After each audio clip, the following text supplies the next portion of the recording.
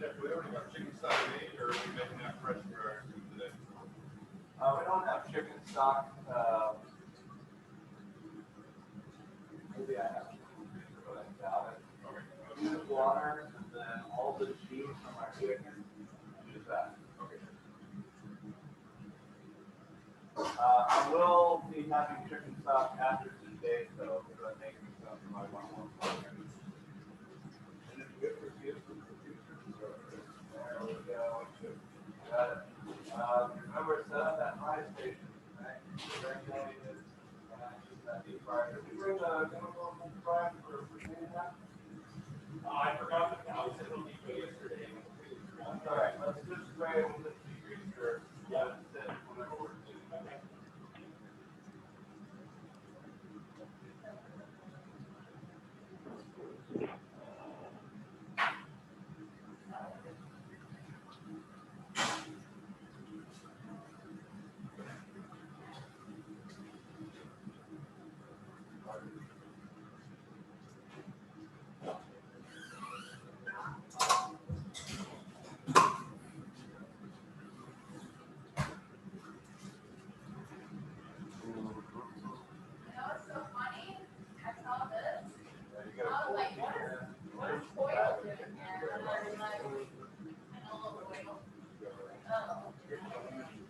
I like your station, no. Nice setup station. And we're just gonna do one chicken at a time? No, roast all of them. Pick all of them. Some will be for the soup today, some will be for the tomatoes tomorrow.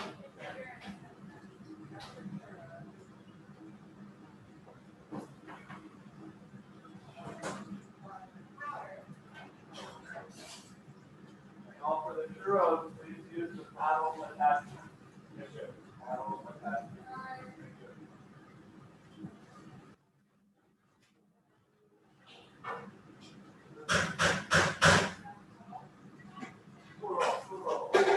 I just got into class, Chef. It's Landon.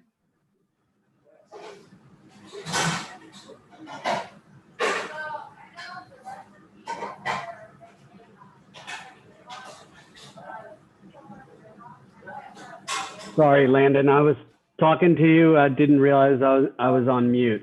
I see you, Landon. Thank you. And are you going to post pictures? Yes. Thanks. Sorry, I was talking to you while I was on mute. Can I speak with you after class about that? There's a couple things I want to talk about after class, if that's fine. Yeah, if you want to,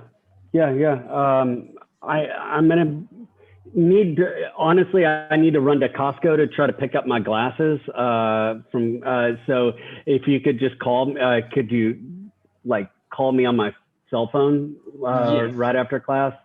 Yes, I could. Is that cool? All right, thanks, man. I gotta go pick up my glasses from Costco.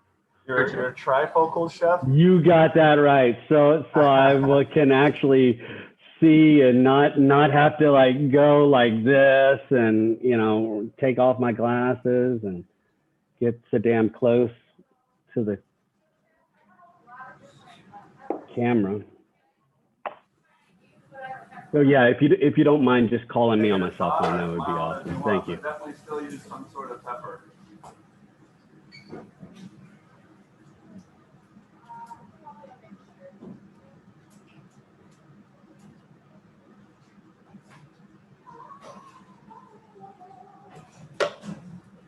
So the only person we're missing is Dalen right now that I see, and Juju.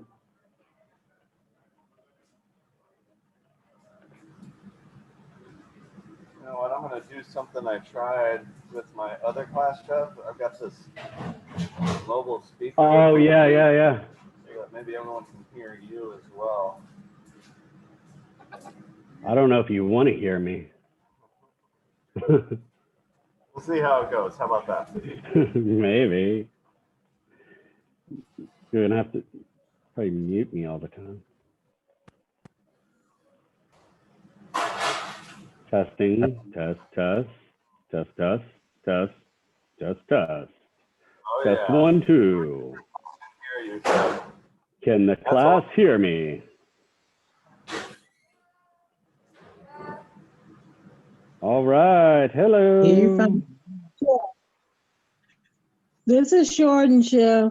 Yeah. Hey, what's Okay. up? I'm having problem uploading my stuff. Like I have like the week that I missed. I have all the pictures and stuff. I just can't get it to upload right. Okay. Did you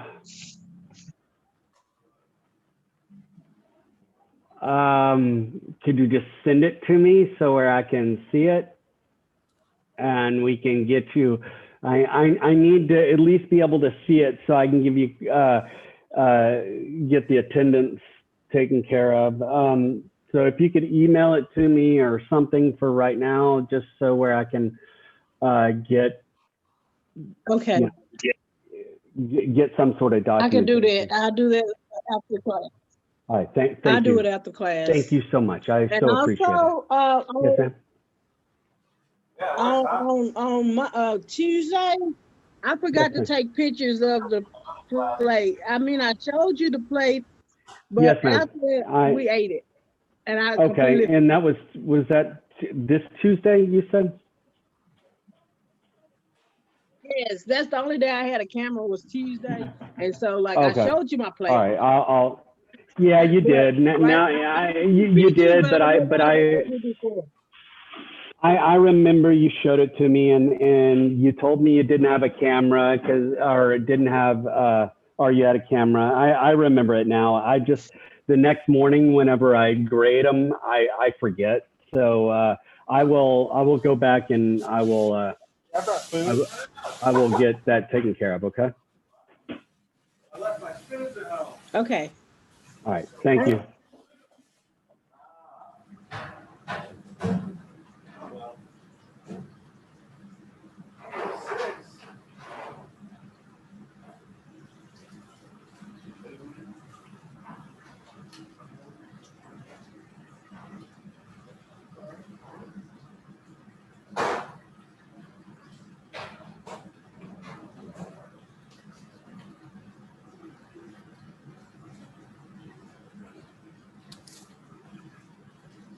Did it go silent? Can one of y'all say something?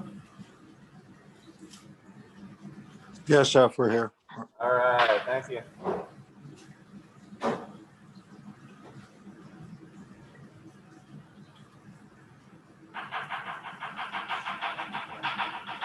Chef, I'll be right there. I need to mute myself for a couple of minutes. Where's that?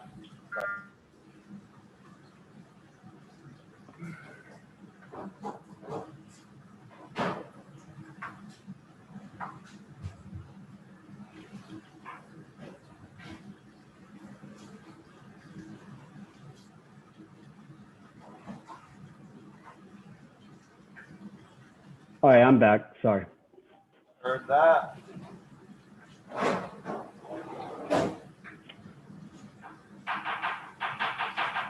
I just had a thought for everybody.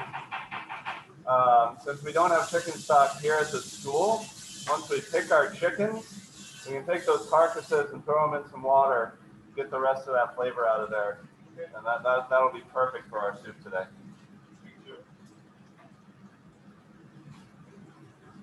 Chef Cliff, I dropped another Yes, photo sir. in the folder.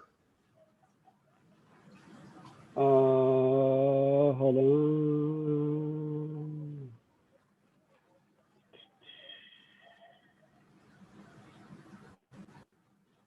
Oh, look at that. Got that big chili in there. Yeah, my wife likes that stuff, so I went ahead and kind of deviated a little bit. Yeah, it's nice. Good, it's good. It looks good.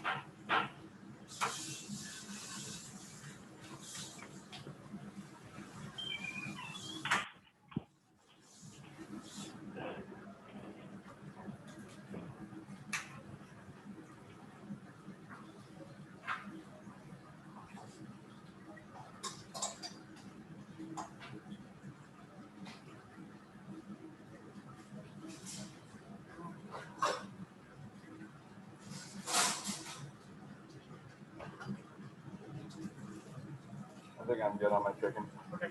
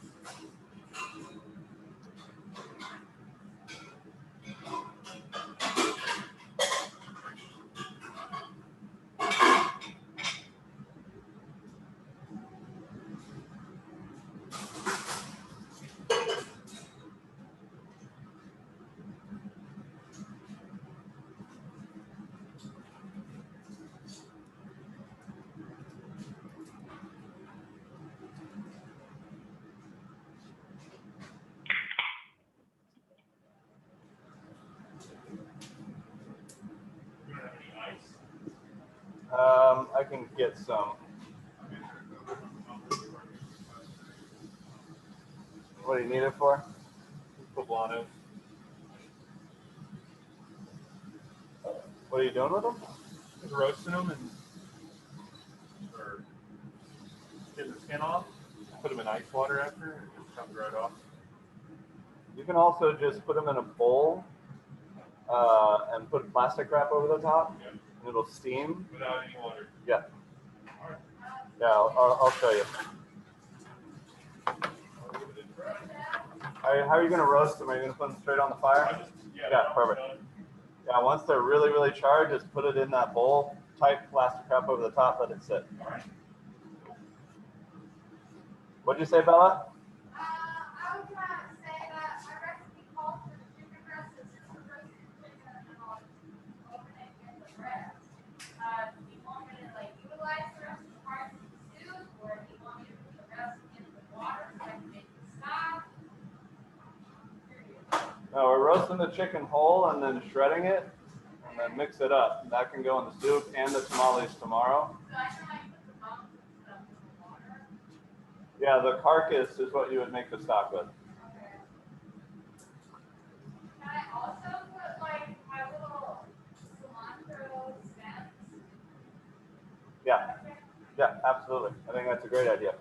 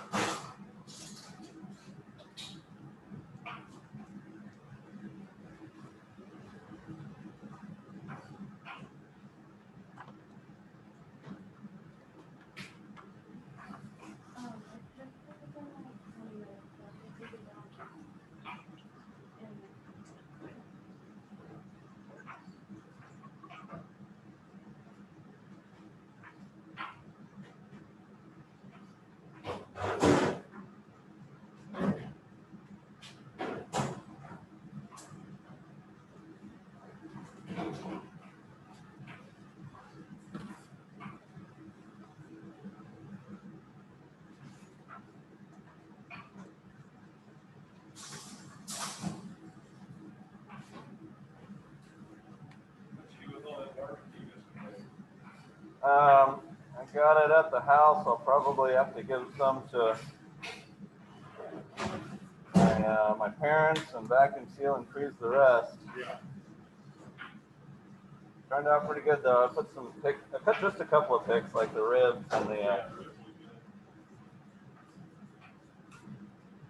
If I wanted to do it a little bit differently, I would probably, instead of a 3-2-1 method, I would do like 2-1/2, just a little bit less. Yeah.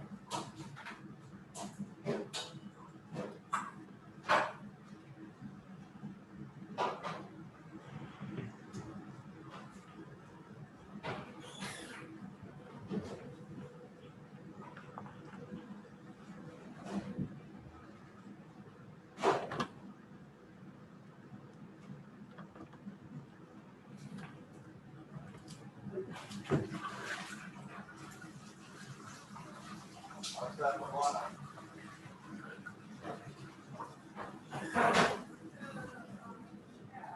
Yeah. I know that's lots of activity here on the site, All right. What do we need the parsnip for? In my recipe, it said I need to start. Well, that's what I want you to look at recipes, but as far as the product we're gonna get, that's gonna be what the portal recipe said. Okay, great. Got it.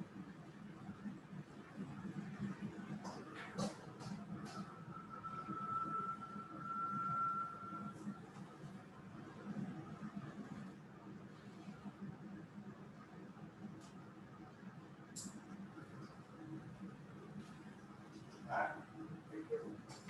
Real?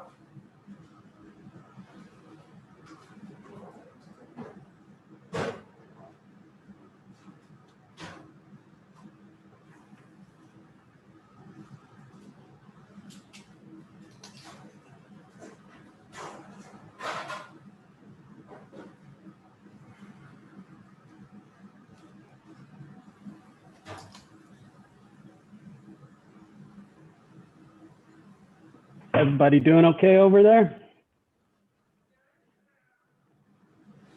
We're good, Chef. Pepper, you're looking good. You got your, what is that, chicken? Is that the chicken on the cutting board? It was, yeah. I've got Yeah. it. Oh, cool. Good.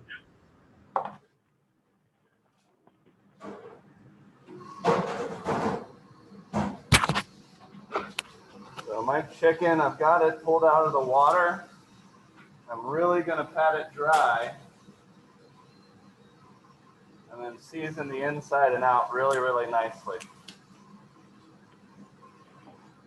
Gotta be dry, y'all. Pat that chicken dry.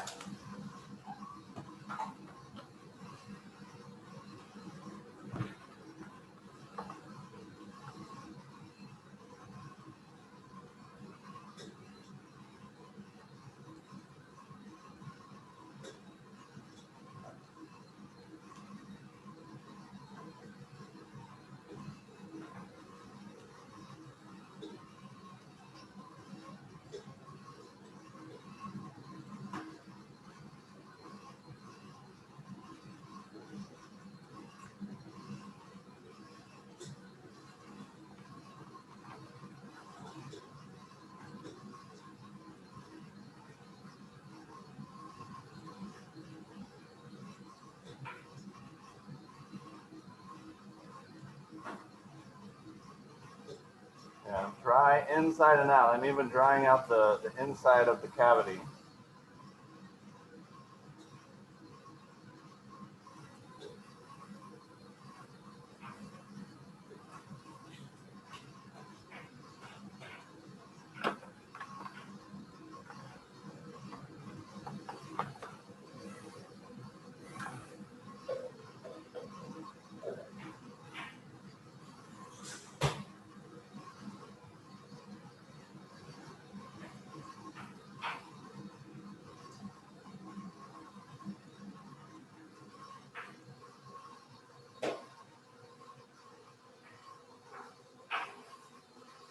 So hold on.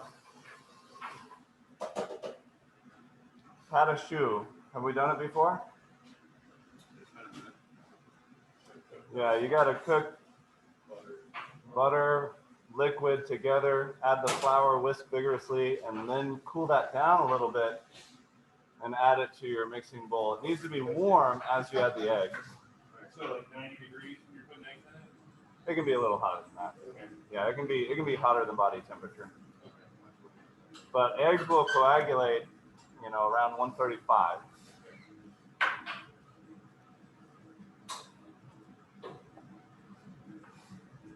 Any hotter than that, too hot. But, you know, and you add eggs one at a time, right? One at a time, let it incorporate. Another egg, let it incorporate.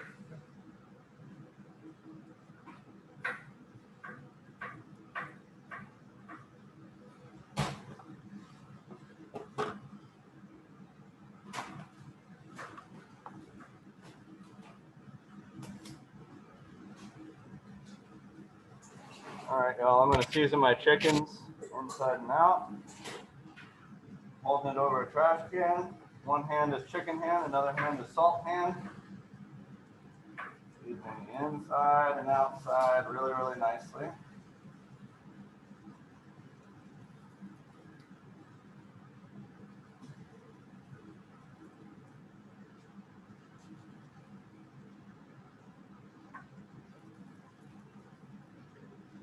Chicken is nice and dry. I dried it out nicely.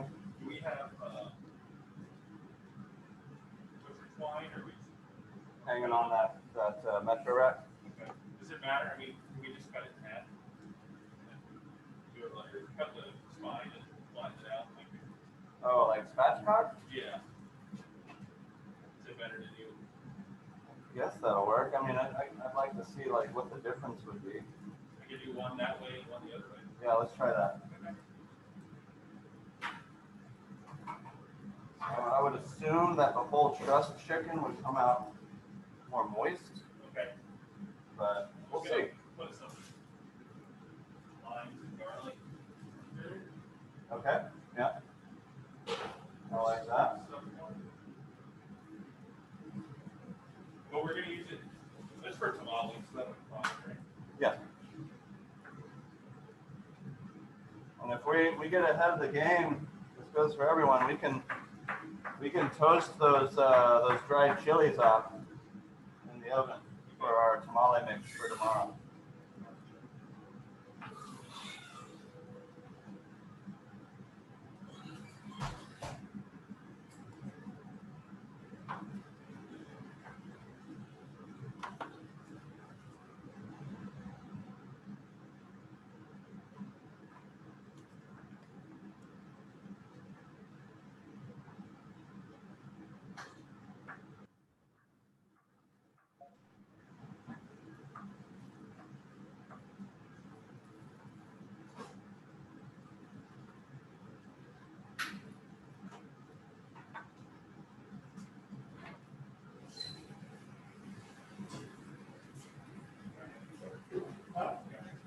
Yeah.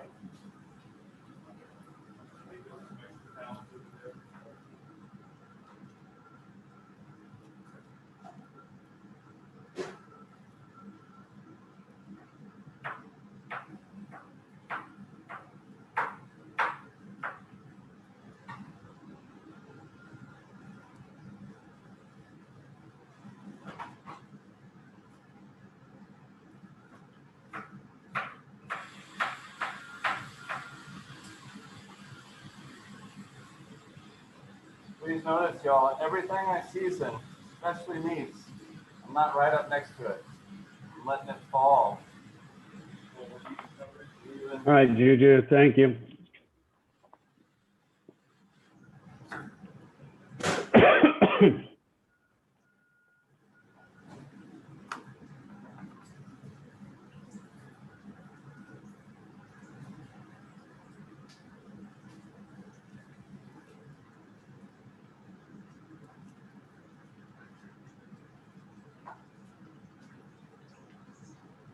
Pecan.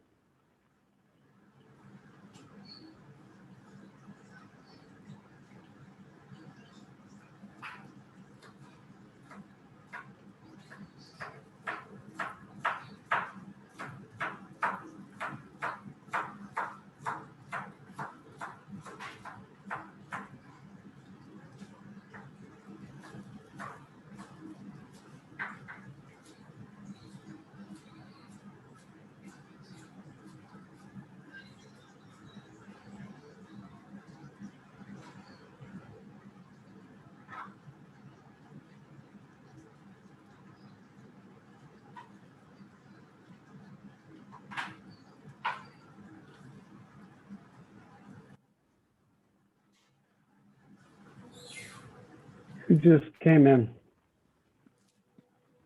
Oh, that was Evan. Yes.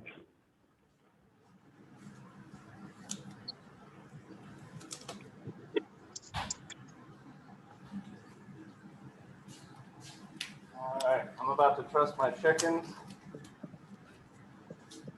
Mise en place for my shoe is ready to start. but I'm gonna trust my chickens a little bit differently, and y'all can watch and keep going. Traditionally, chickens are kind of like done like that, Right. really squeezed together. But people have noticed that if you do that, the breast overcooks while the legs, take a lot longer than the breast. So I'm going to do it in a way where there's a lot more separation in the legs. And so it'll be more even, and the legs will cook just as fast as the breast. Tuck my wings back a little bit. Take my string, put it right under the backbone, tuck it up under the wings, even on both sides. Bring it up around the top of that breast, and what I'm wanting is this skin to be really nicely pulled back like that. I'm going to cross over, do a double loop-de-loop so it'll stay there. And if y'all want to write this down, this is on Chef Steps. It's a company that finds kind of the best ways to do things. Okay. So, right, the skin is nicely wrapped around the top of the breast, so that when it cooks, it doesn't peel back and expose just the meat, Yeah. and then dehydrates it. I'm gonna wrap it around those wings. Come around where the bottom of the breastplate is. Cross it, tighten it. Wrap it around the legs.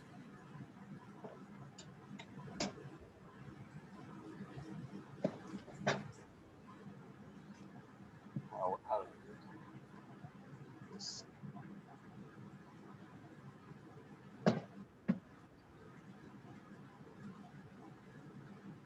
Like that.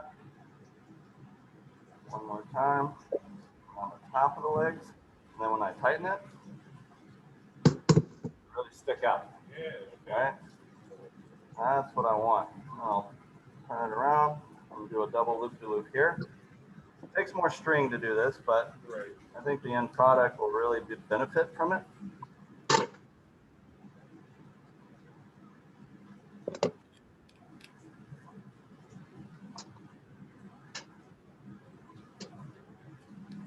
All right.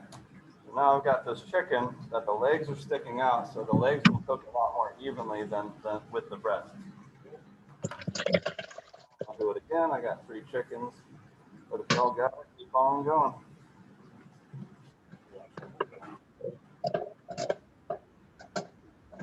Even on both sides, right around the back, kind of the small of the back.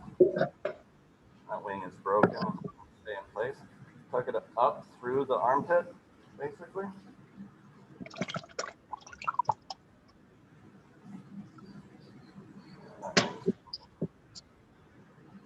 Do a double loop-de-loop across. Right there. Remember, I'm trying to keep that skin down. It doesn't peel back when it cooks. I did the same thing down here at the bottom of the yeah. And sometimes it'll be fun because you gotta roll with it, but that back. Put those in, go around the bottom of the breastplate, cross over. And this is when I'm trying to like get as much skin as I can down. And then cross over. Well,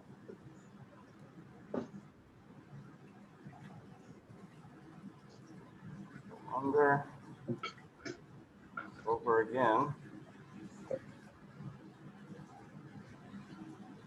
Oh, hold on. How did I do it this time? I had to think about it. That was not the way. This is the way. I do. Okay. Sorry, y'all. Start over here. Yeah, my wife and I really enjoy it. I watched last week's yet. Really? Yeah.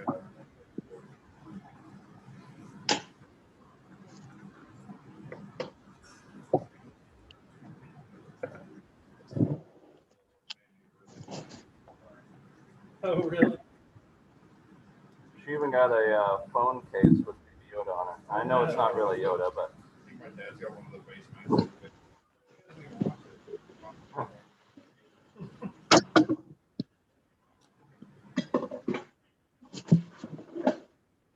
sometimes they'll even like wrap it around, the feet. I don't think it's necessary though. We'll see. Yes, sir. It's gonna go in a 425 convection oven. Nice and hot. With that crispy skin.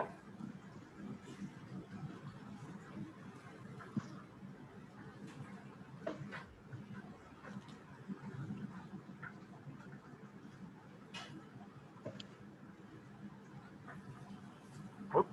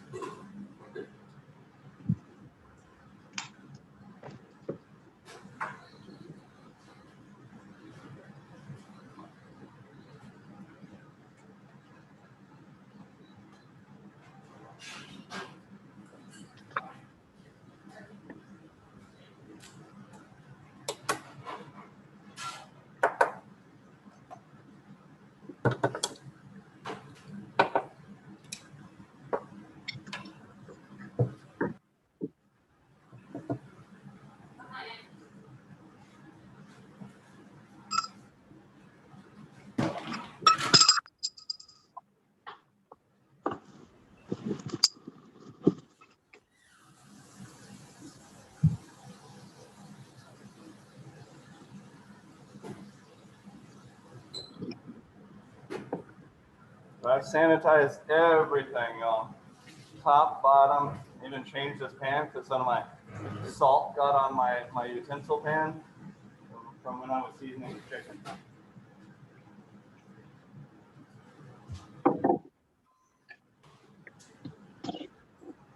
was thinking, would we just use that other table for chicken, so we don't have to? That's fine. Is that okay? I'm fine with that.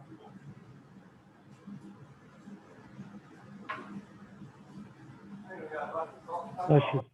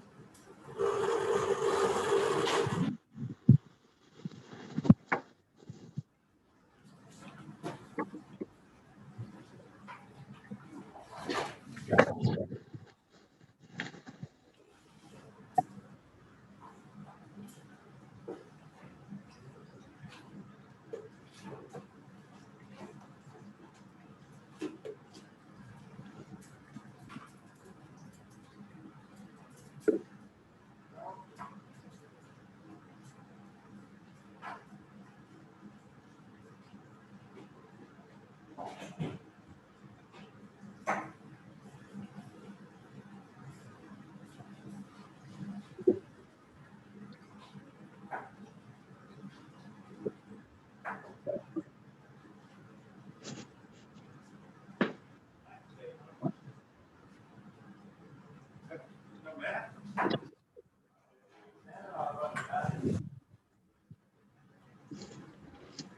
What? What I'm going to do. I like it. But just standing on it, or when I'm walking around, I trip on up. I hate cleaning. Yeah. Taking a lot.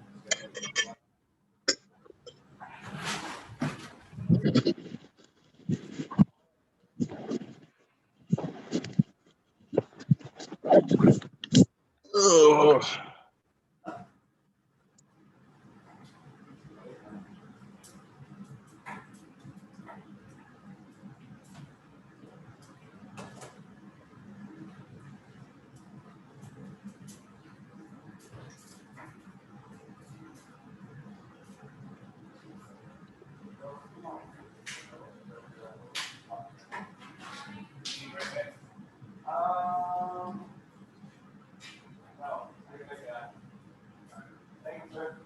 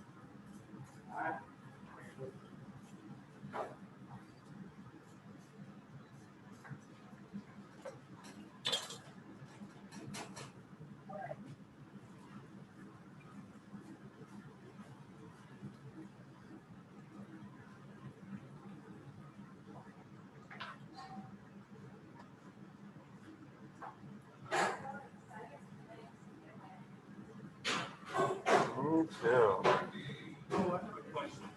Yeah, So our final is on the 18th, right? correct. Are we gonna be split, like half the class does it on Thursday and half does it on Friday? No, that's not how it's gonna work. No. Everybody's doing finals on Thursday. On I mean, Thursday. Friday. So There's no way to do it earlier. No.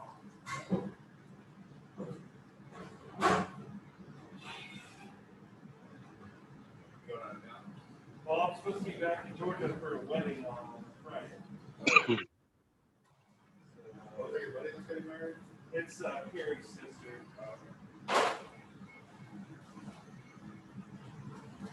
What time is it at? 5 o'clock. Ugh.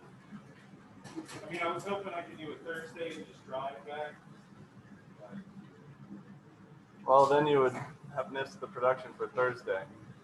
Yeah, I didn't, well, because the last couple classes we've done it, so it's split class between Yeah. 2 days, so Yeah. I thought if I could just go Thursday. Yeah, no, it's hybrid.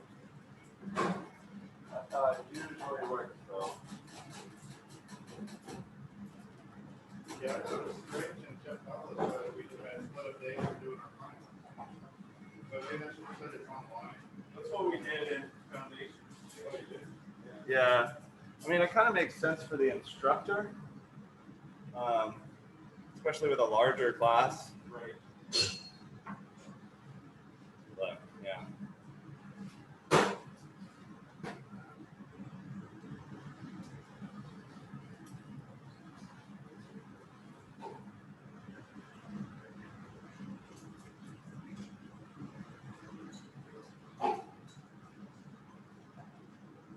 Everyone got the tray, right?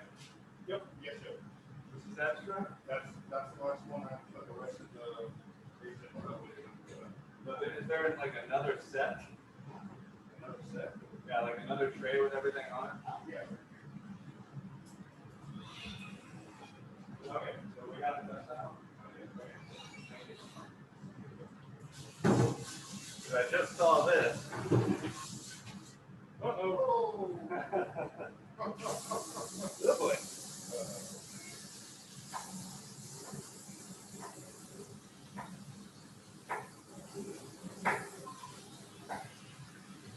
So yeah, just so everybody knows, on Pat a Shoe, I've got my liquid, and the recipe it calls for water. It could be milk, and I've got my butter, salt, sugar, melting together. And then when this comes to a boil, I'm dumping my flour that I've measured out into it, whisking until what's called a carpet starts forming on the sides of the pan. Right? You want it to kind of like, as you're going around with it, and I'll take it in with a wooden spoon when I'm doing the carpet. Okay. But as the flour goes in, I want to whisk it. But then once it combines, I'll take the whisk out and use my wooden spoon and stir vigorously for a good 5 minutes. By that time, every time I move it, that ball will kind of be following my wooden spoon around and leaving just a slight residue where it was just once was. And we call that the carpet. I'll show you.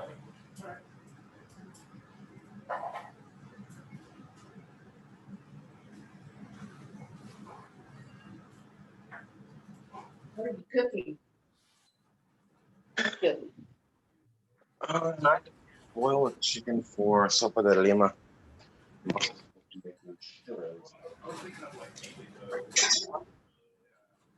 Somebody have a question? No, chef. No, chef. Someone was just talking to somebody.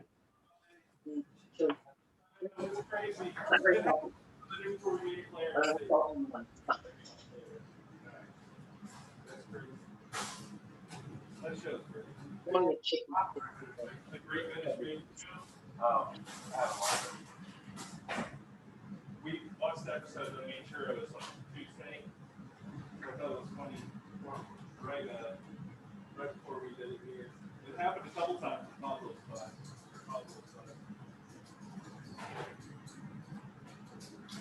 I'm gonna need a white chocolate with solid chocolate.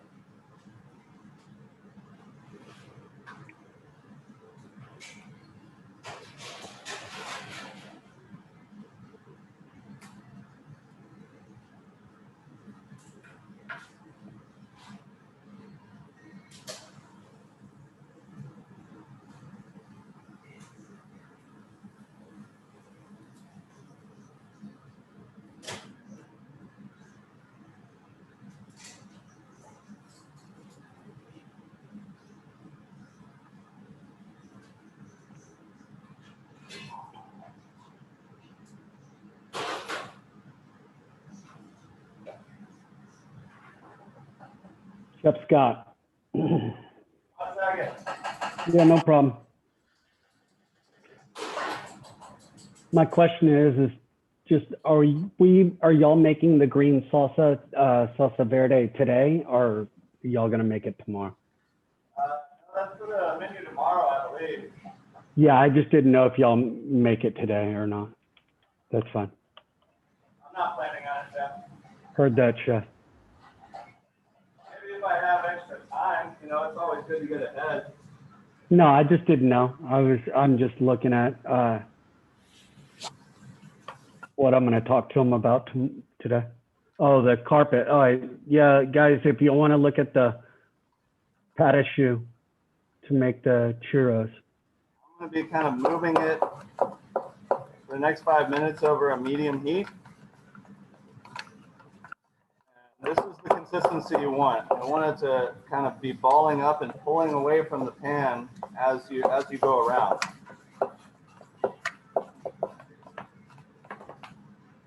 It's hard to see on the camera, but there's a little kind of residue that sticks, but it'll pull away the next time you go around.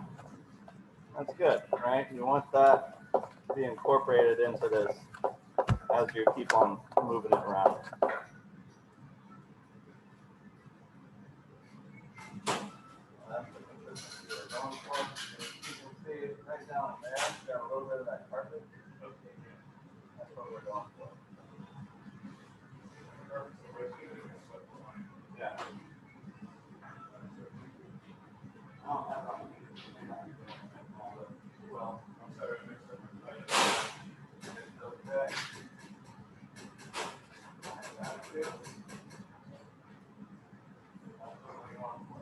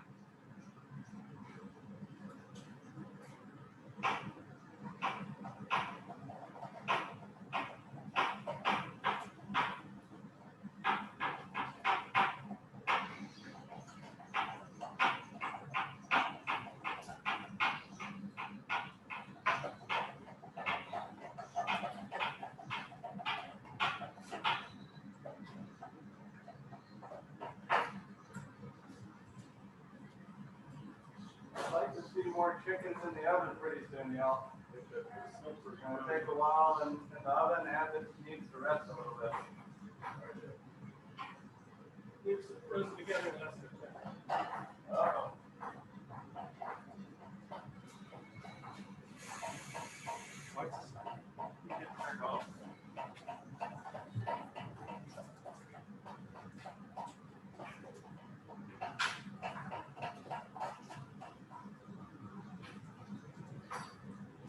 Hot water.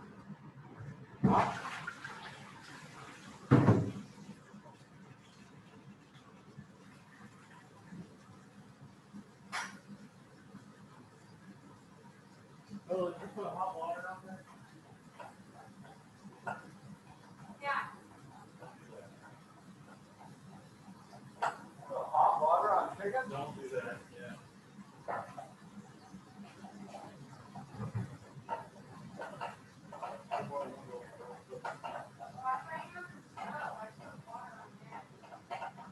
The chicken.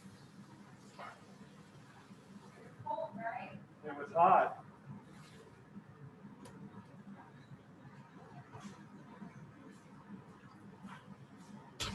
Okay, I've been stirring my pat of choux.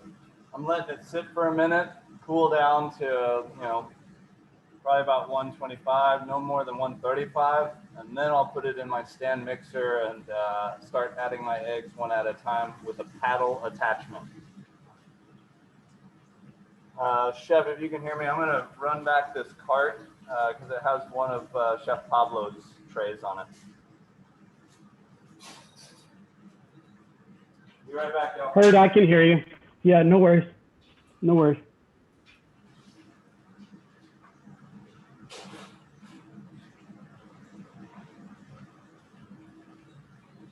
No problemo.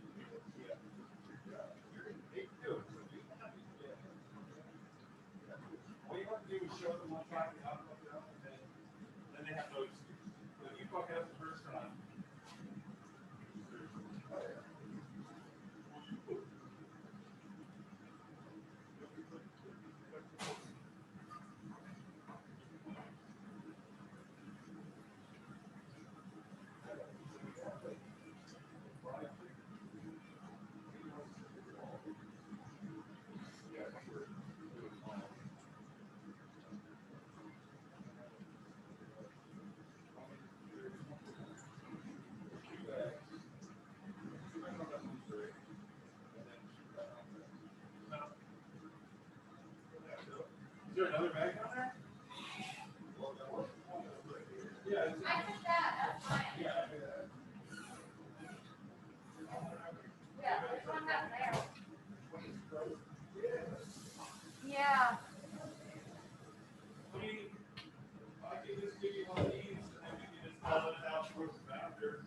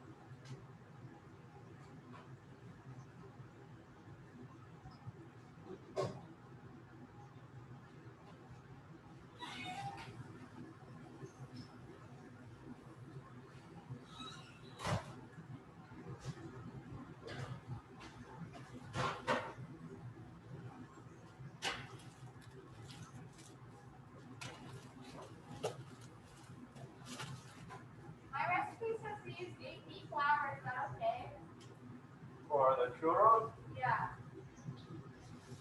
There's flour. I mean, that'll have less gluten in it. Well, there's red flour.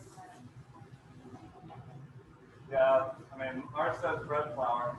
So you would have more gluten with bread flour.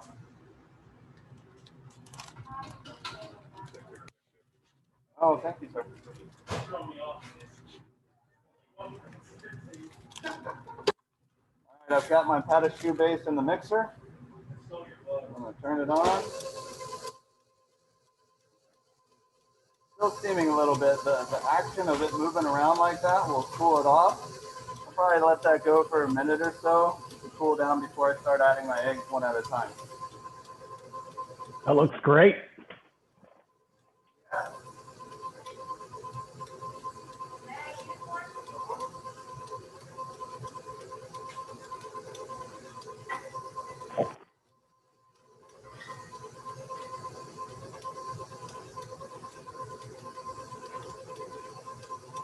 You don't stay on me. Make sure I keep on drinking water. Like when I get home, I feel the energy before rather than Oh, water. Well, I had to drink a water bottle. Just like 6 from the fountain. yeah. I had to stop and go back last time. Yeah, I did too.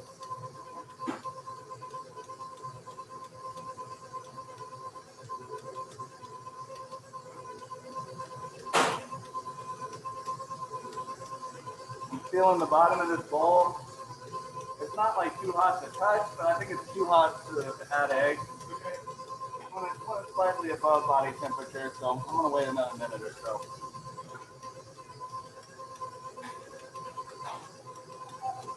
So while I'm waiting on that, I'm gonna roast the poblano and maybe toast off my my beautiful fried filet.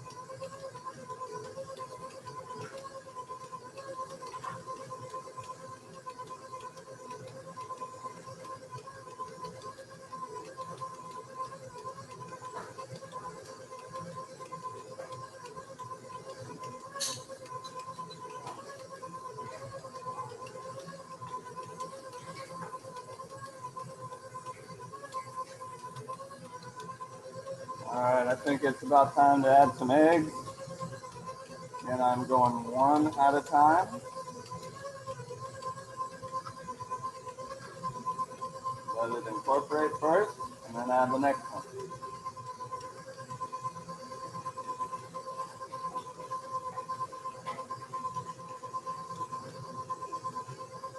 Hey, Chef Cliff, Yes, I just sir. a photo of my rice. It's in the folder. Heard that. Give me 1 second.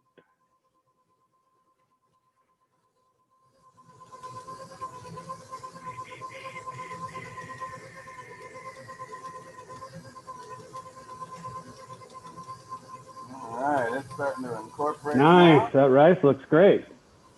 It tastes phenomenal. Trust me. Yeah, it looks awesome.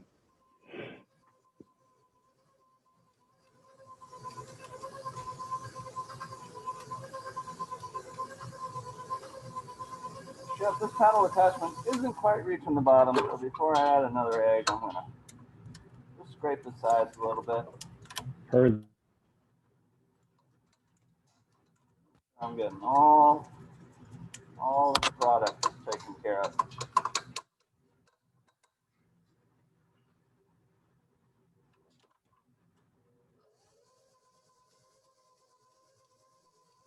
Hey, Chef Cliff, here's the soup of mine. So, One egg at a time.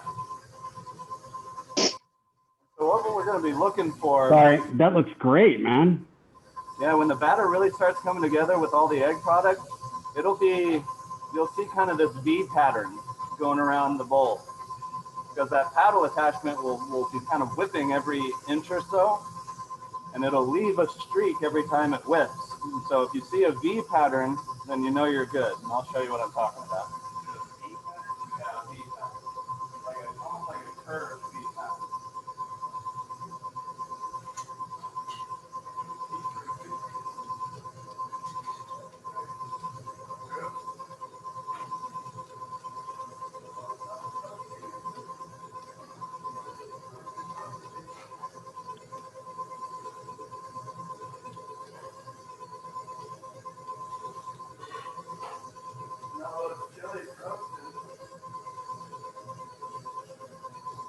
Okay, I'm ready for another egg.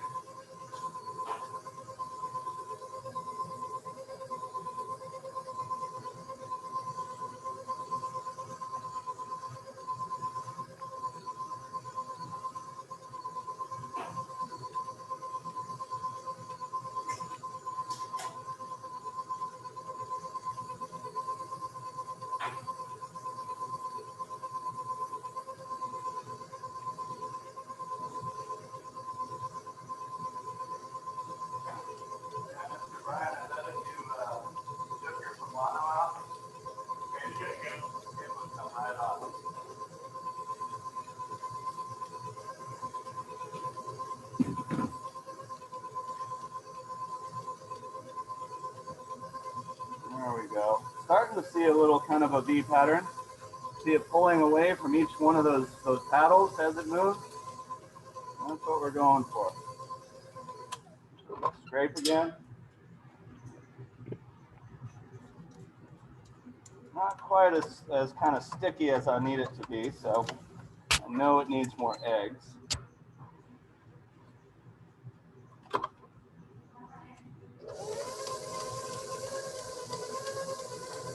Again, one egg at a time.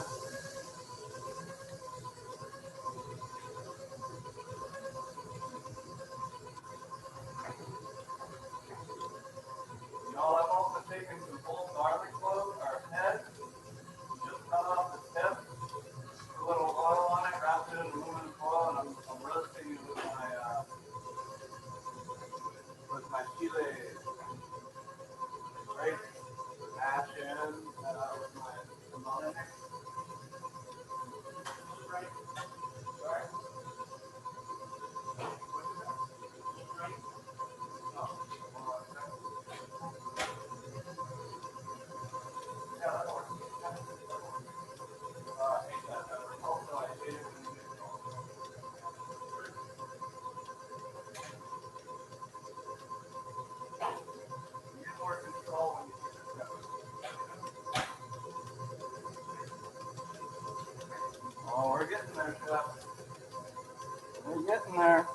Good, good, good.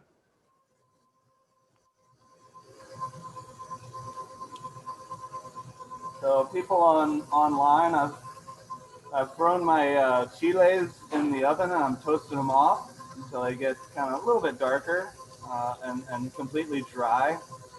And then I've taken some whole garlic, a head of garlic, chopped off the tip of it where the green would come off. And then I put it in some aluminum foil with just a little bit of oil and put it in the oven too for some roasted garlic for my tamale mix. Here we go. Now we're getting there. Can y'all see that? Yes, chef. Yes, chef. Kind of a V pattern as it pulls away from the paddle.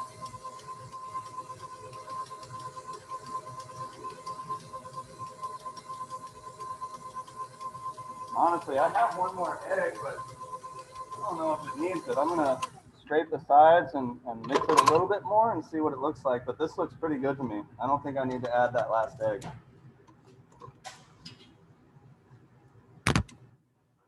This is pretty much the exact consistency I'm looking for.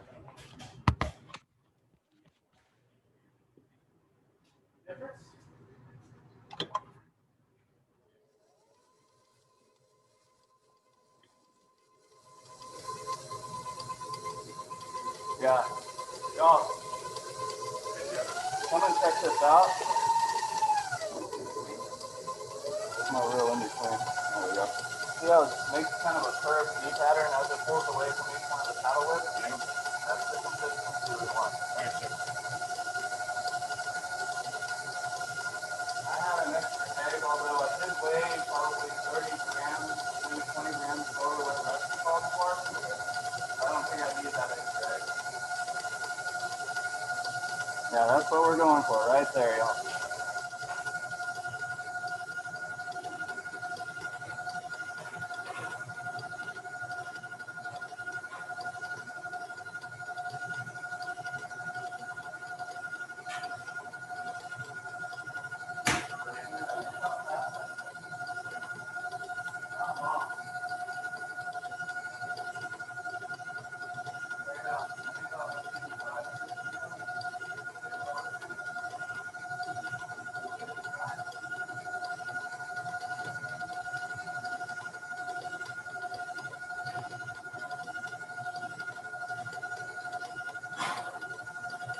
So y'all, my pat of choux is ready.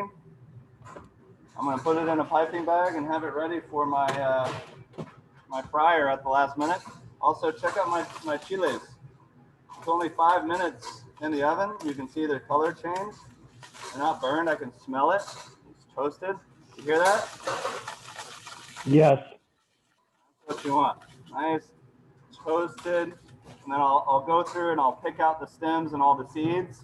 And then I'll tomorrow or maybe today I'll soak them with hot water and then puree them with my roasted garlic for my tamale mix.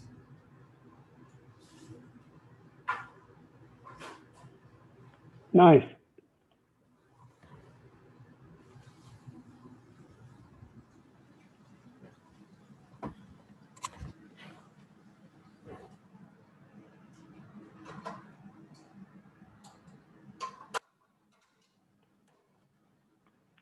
An extra star tip? I forgot all of my.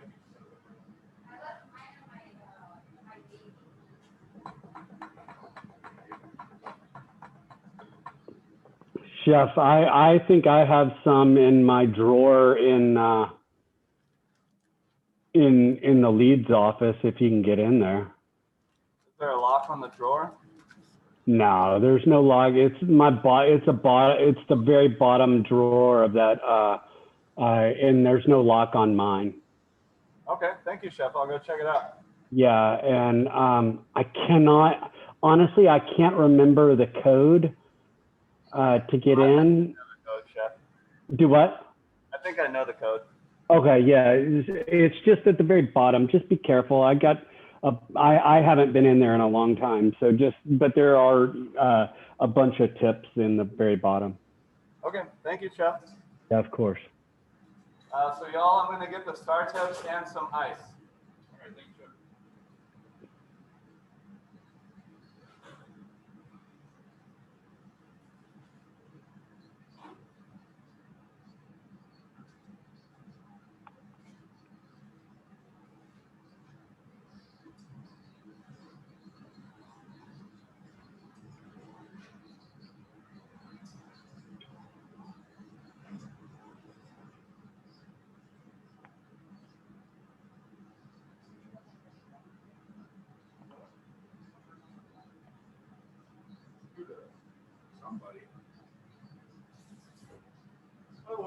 Yeah, I know.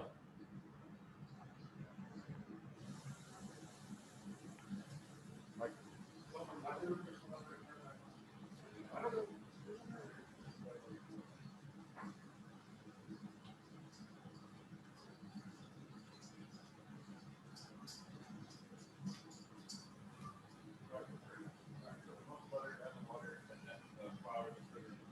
You can use salt, sugar, and with the butter and water.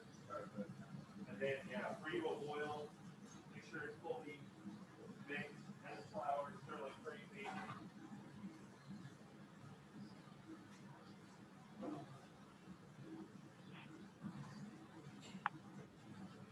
And if you need any, if y'all have any questions while he's gone, just yell at me, because I'm here.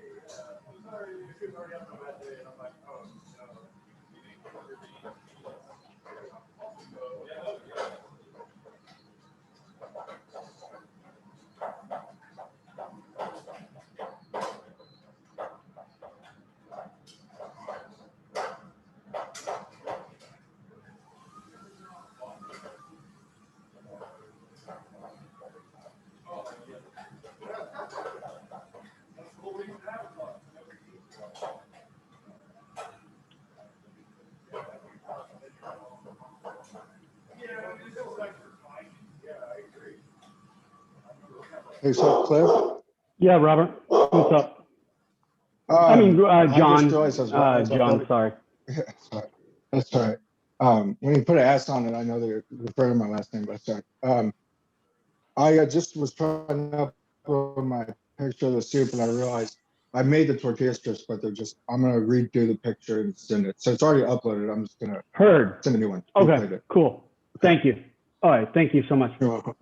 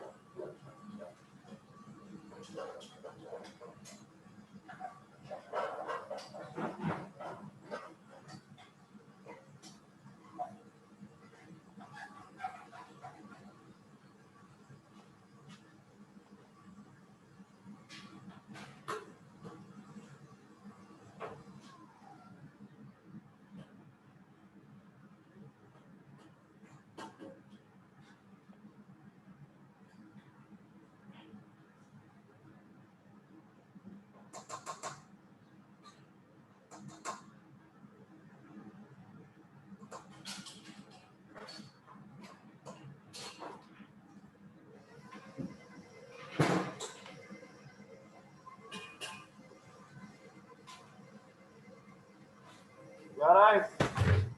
You got it. No Chef, problem. were you able to dig through my stuff and find something? I found 3 star tips that'll work, and then I had to make do with one round one for myself. All right, but at least you found something. Yeah, thank you, Chef. Yeah, of course.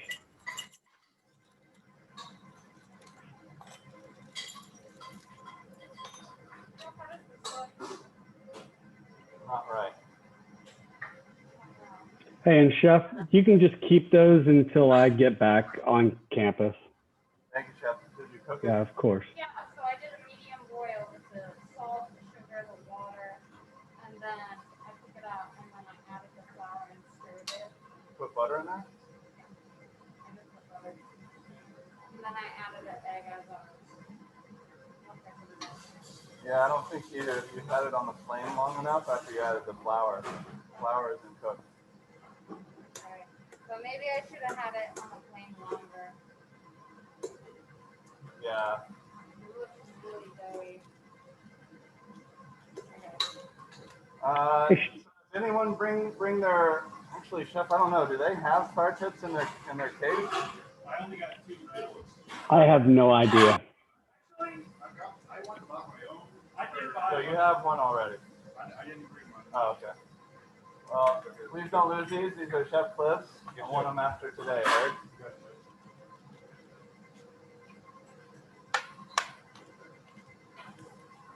Hey, and Chef, Yeah. if you ever need anything, feel free to dig through that OSHA not compliant drawer. So with the churros, can you pipe it and then just leave it in the fridge until you're ready to fry it?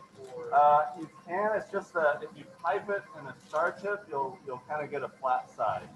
okay. You know what I mean? So we just leave it in the piping bag? Yeah. And then Go just go straight to in the fryer. straight in the fryer? Mm-hmm. Hey, Chef, Hey. by any chance, do you know what Chef August teaches in the morning? It's almost always 101. Is it a 101? Okay. Yeah.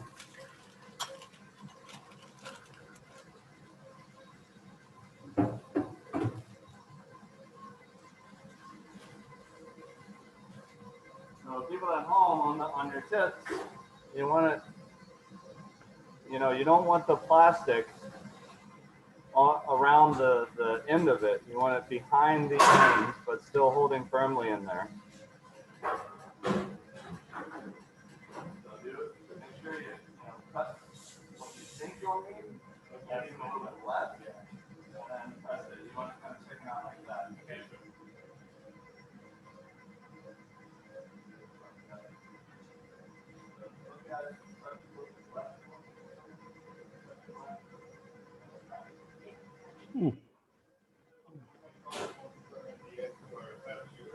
Yeah, that's fine.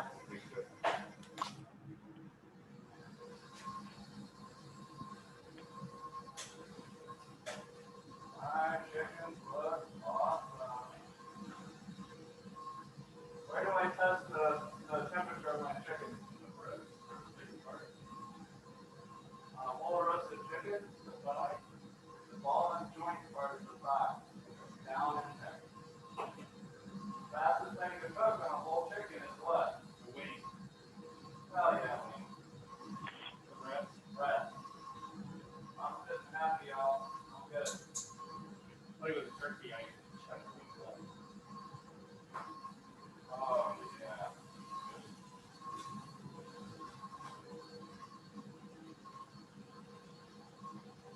You go ahead? Yeah, I go.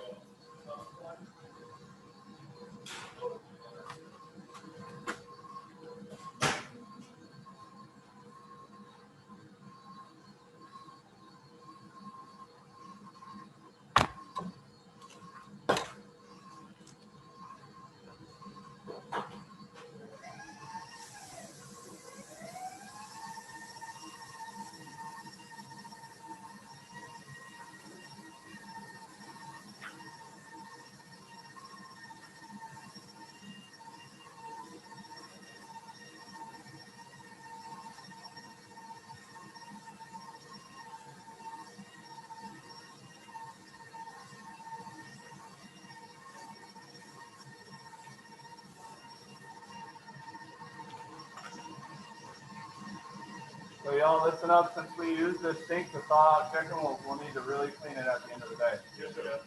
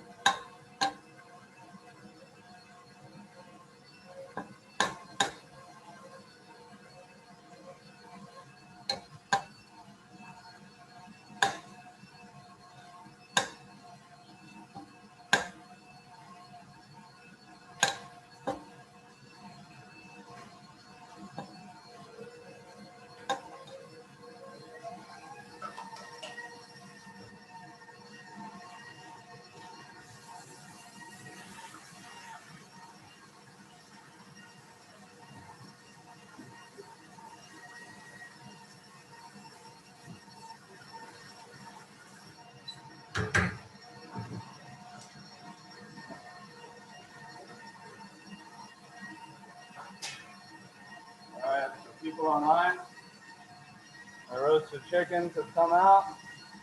Oh, that looks beautiful. I'm letting them cool.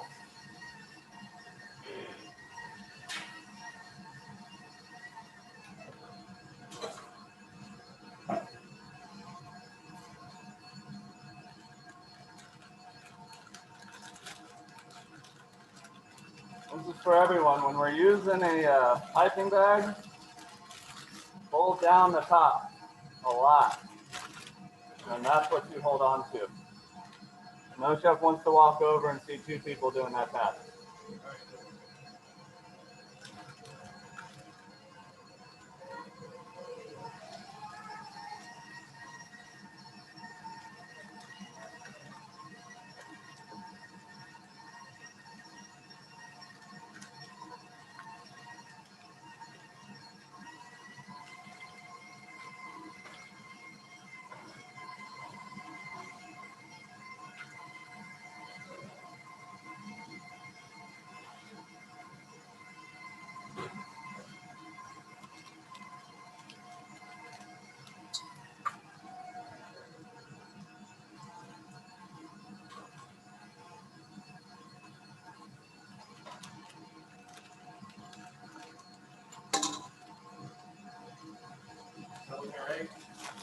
Yeah, it looks pretty good. How many eggs did you have? On those four, just let a little bit of white down. Go ahead and add the rest of it.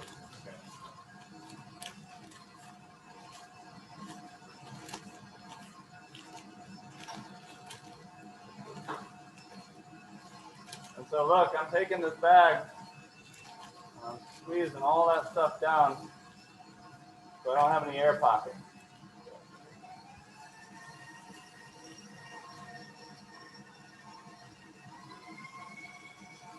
Now this is waiting on me. It's ready to go. It's ready for the fryer. Put my name on it.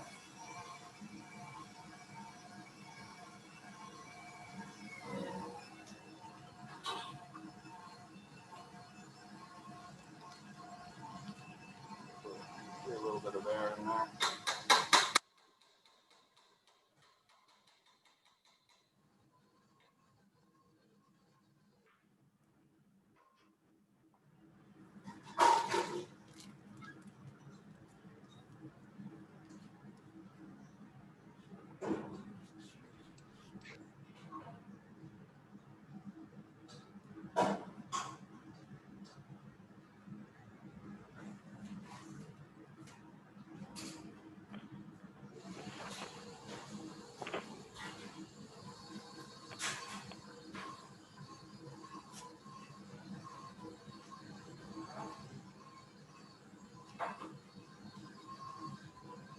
And y'all, if I was making a big batch of this pâte à choux and saving it for like, I don't know, the next 5 days, I would probably put it in piping bags like this and put it in the cooler. I'm not going to do it today because I'm going to control the temperature danger zone by the time I have. But if I was making big batches, I would need to pull it out well in advance and temper it, because if it gets really, really cold, it won't pipe out. You know, it'll just be too kind of rock solid. Okay. So how would you heat it up or just leave it sitting? No, just leave it room temp. I pull it out For a couple hours? Yeah.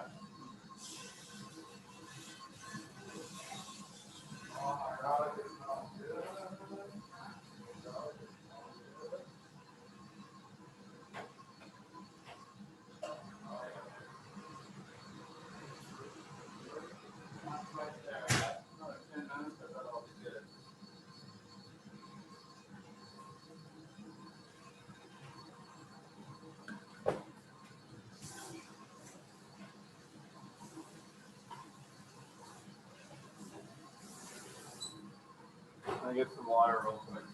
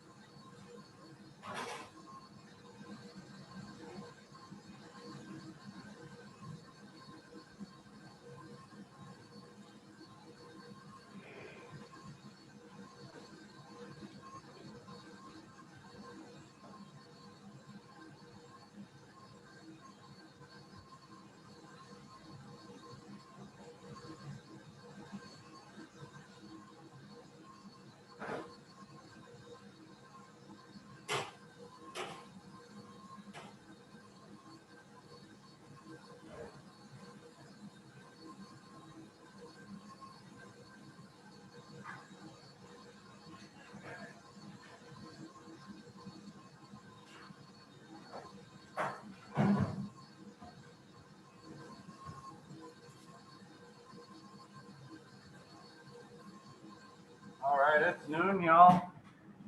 Time flies. That's right.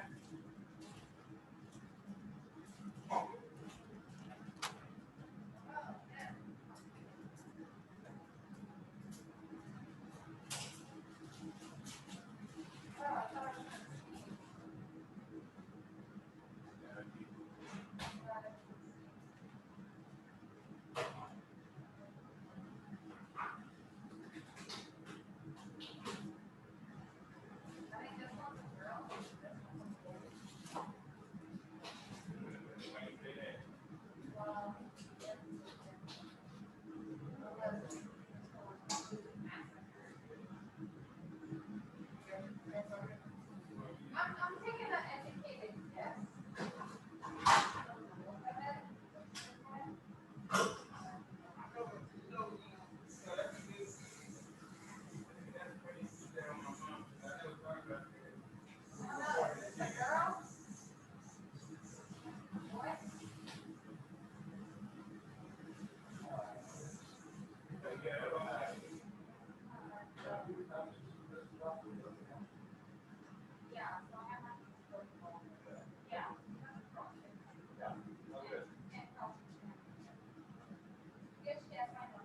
Heard.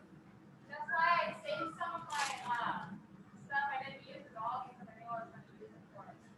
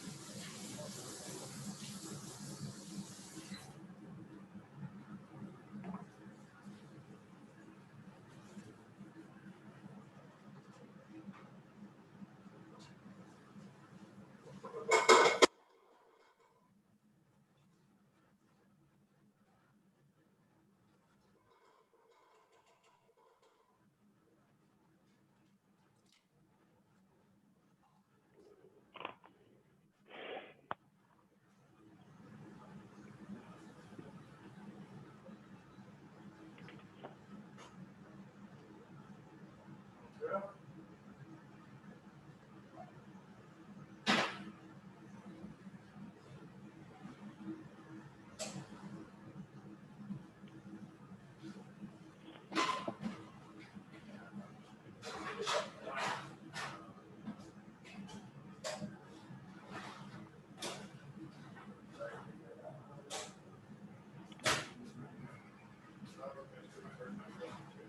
it?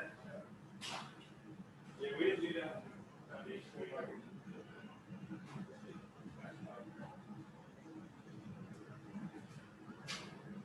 Hey, Chef Scott, Yes? hey, I'm gonna get up and I need to walk around for a few minutes. I'll be right back. Okay, I'll be here, Chef. All right.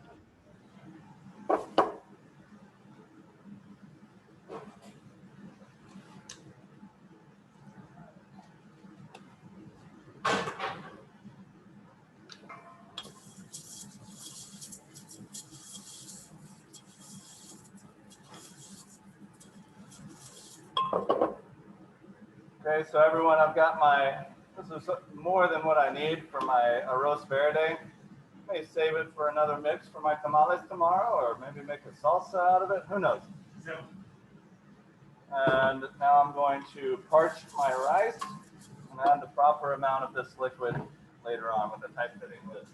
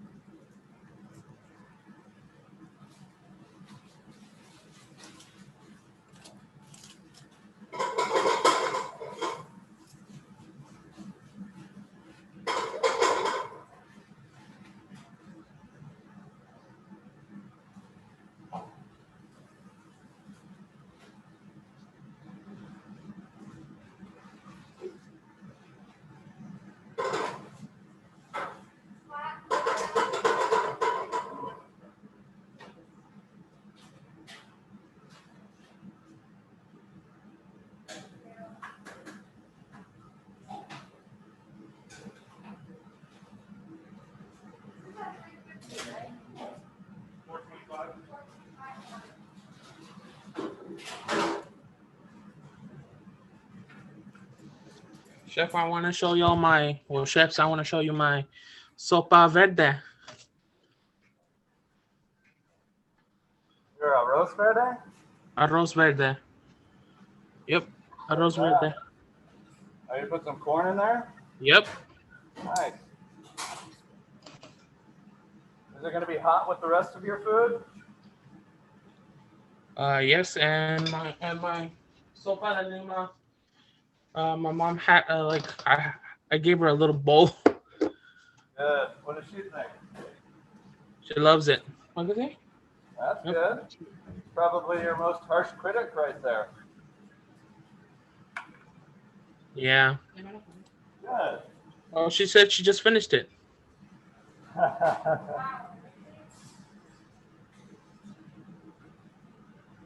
can always trust your mama.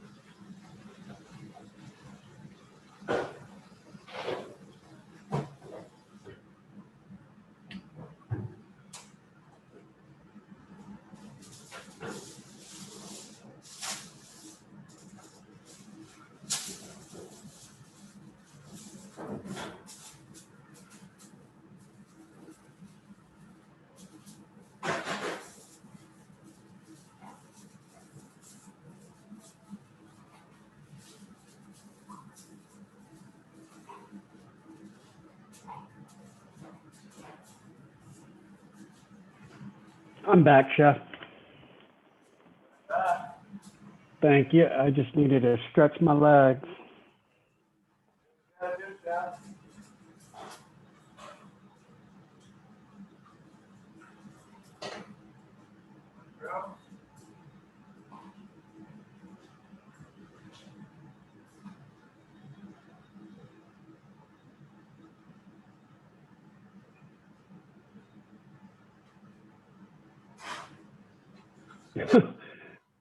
Did you take any pictures, Carlos?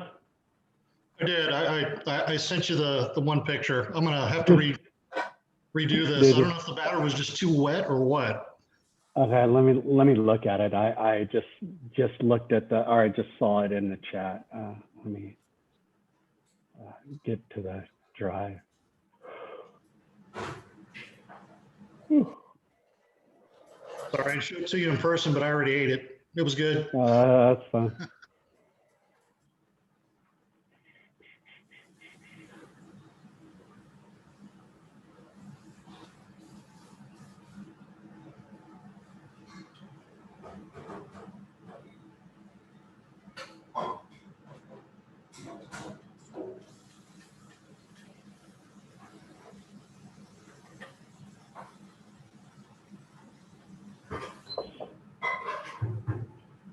I think I should have just told you it was calamari and just kind of gone for extra credit or something.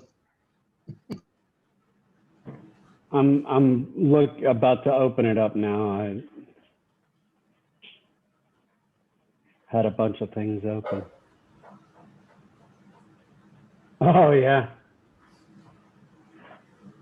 I really don't know what happened. Yeah, I mean, I think maybe it's a little too runny. And it just all kind of clumped together. Yeah, it was weird because it just kept running out of the tip. You know, it was just too runny. It just needed to maybe you've got to kind of cook it to where it's pretty dry in the pan before you put your eggs in there. If not, it kind of will do that. Okay. Yeah. Okay. Gotcha. Yeah, no, I did it in Fry Daddy, so that's why you got the weird squigglies. No, that's fine. I just was once I looked at it, I figured it out. Cool. No worries. It is what it is. All You right. live and you learn, right? Yes, sir. All right, cool.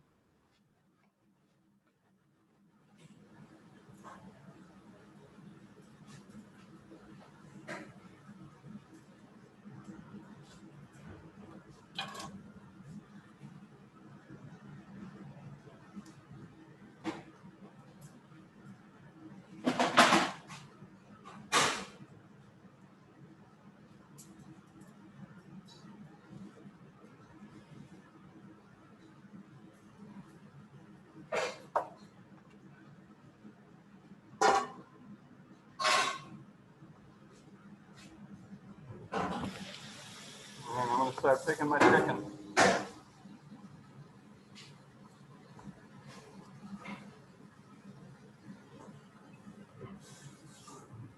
Maybe not. It's still pretty Chicken warm. looks great, man. Still pretty warm in there. I'm gonna take the truss off and then probably let it sit just a little while longer.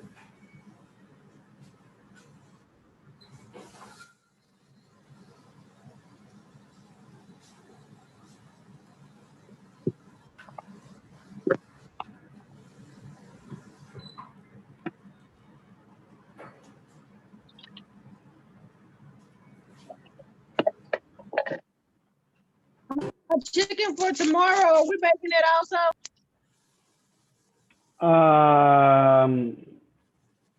Chef, Sorry? for the chicken for tomorrow, are y'all gonna be baking? Are we baking it? Yeah, that's what I was saying. I did all the chicken. Some of it's for today and some of it's for the tamales tomorrow. It even says it on the portal. Roast chickens and pulled chicken for tomorrow's tamales. Yeah. Cool. Thank you, Chef. Yeah. So, you need to cook your chicken today for tomorrow. Don't cook it tomorrow. Cook it right now. Yeah, because the tamales take a while. Okay.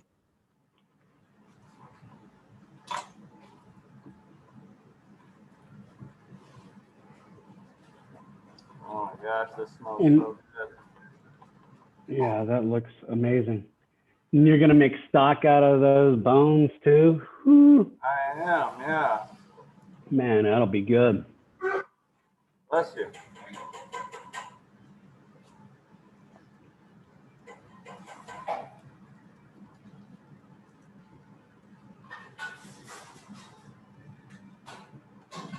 These are still pretty hot, so I don't want to start digging into them quite yet.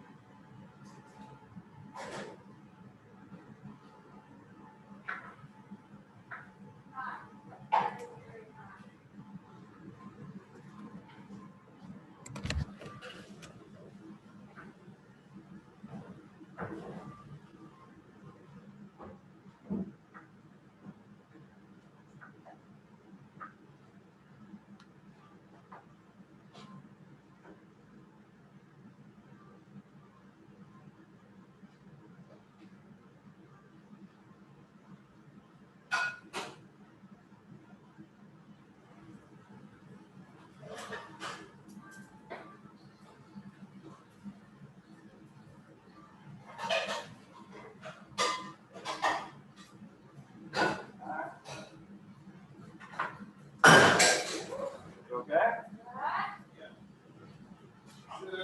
All right.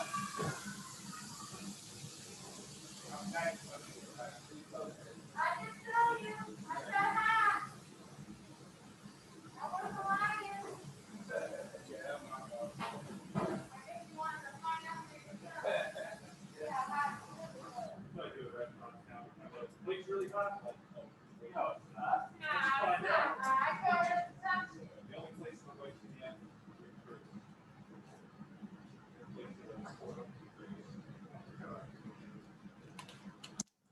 I mean, I was wondering if it's going to be happening. I heard it was really.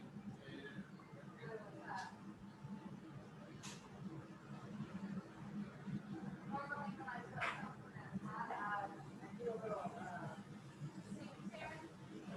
And I'm like, like, and then there wasn't even, I could cry. I just want to do a little toasting real quick. Yeah. Trying to think.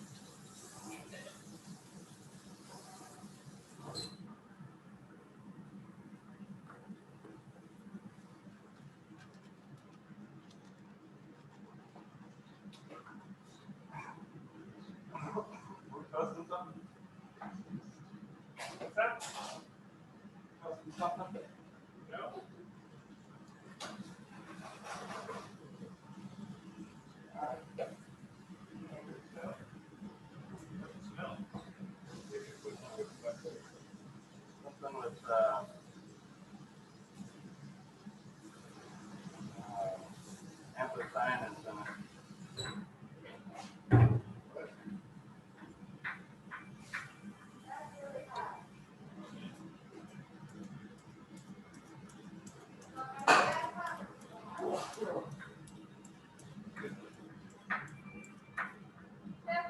Ryan, what was she smelling? Was it that spicy? Was it that puree? Got something.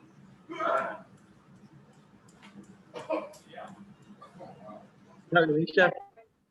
Yeah, was that something spicy she was smelling?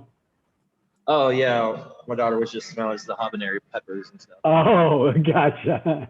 So she's like seeing how spicy it's gonna be.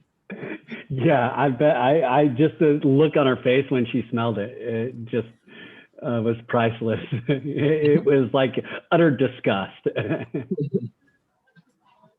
Thank you. You know, just that smell, that strong, pungent smell. It was just funny.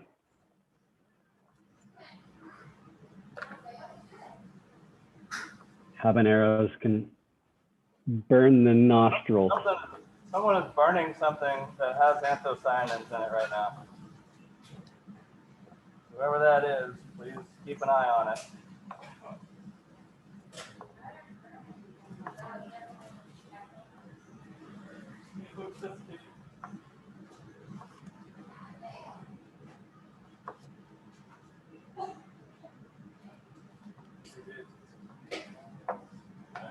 Not fun for any of us. What's burning in there, Chef? Something with pepper or anthocyanins in it. Oh, it's burning the old nostrils. Yeah, it's getting all of us. No one's admitting it though.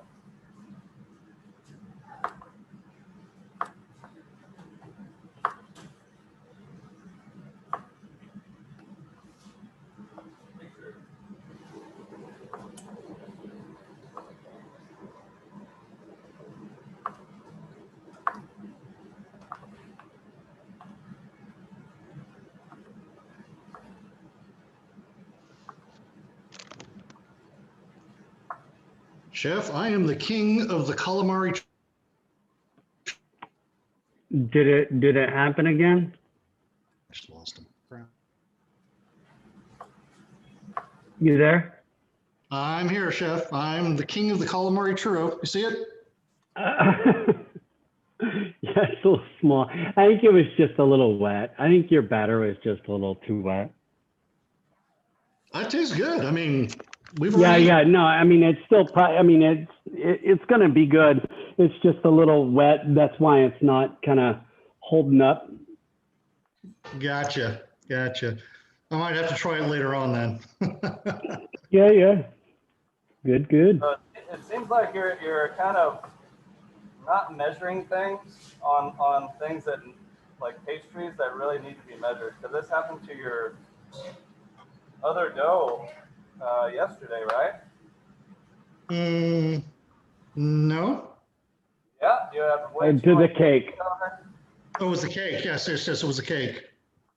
You need to be measuring things correctly. Also, another difference between volume and mass. Gotcha, Chef.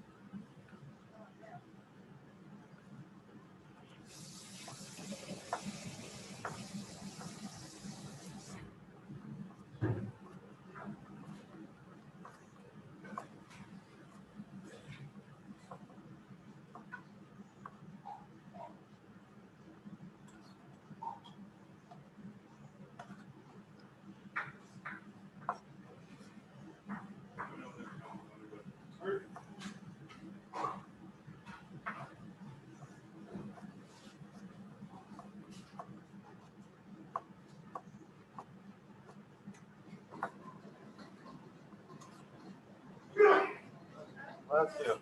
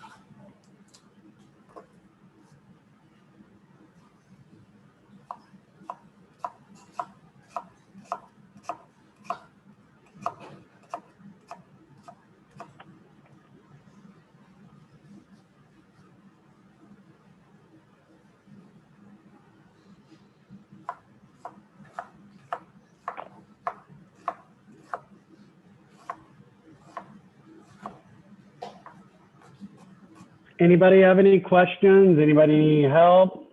We good? All right, John, cool. Ryan, cool. Everybody good? Cool, cool, cool. Good here, Chef. Good, good. Just checking. All good, Chef. Cool.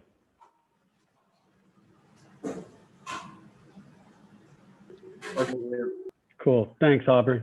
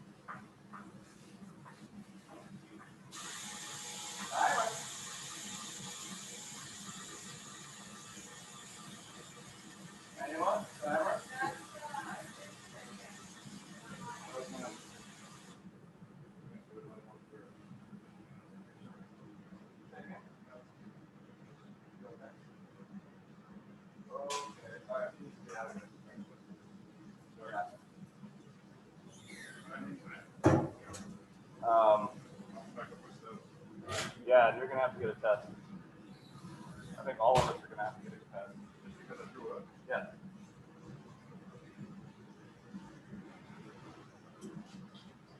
Hey, Chef, do you want me to call? Yeah, talk to Chef Robin. I have a student. Yeah, I'll call. Yeah, I just heard. To do. I heard. I'll deal with it. No, it's okay. When you answer those questions. Hey, who was it? Hey.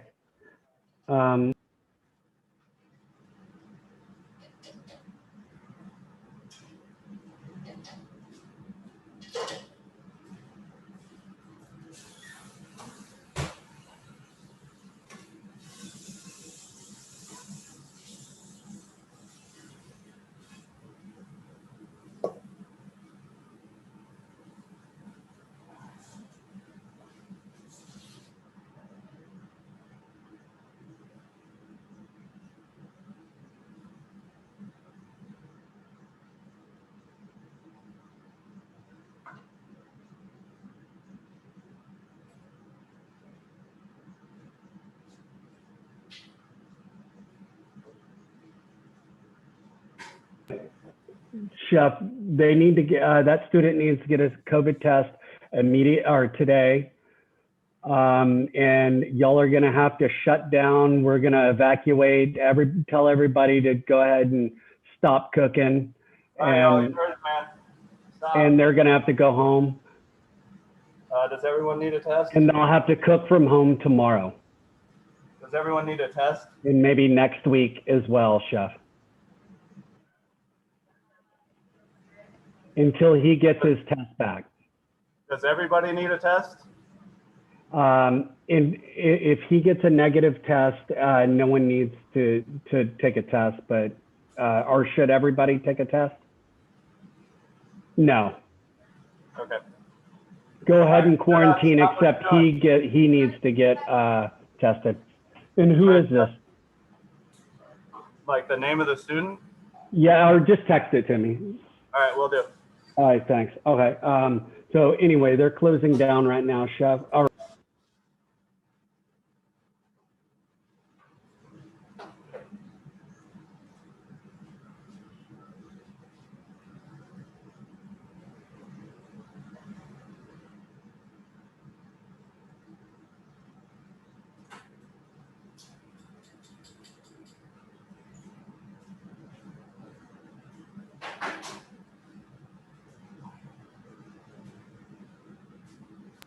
So, hey, Chef, just make sure they clean up the mess, clean up everything, and then we'll go. And then you need to fog it like extra good.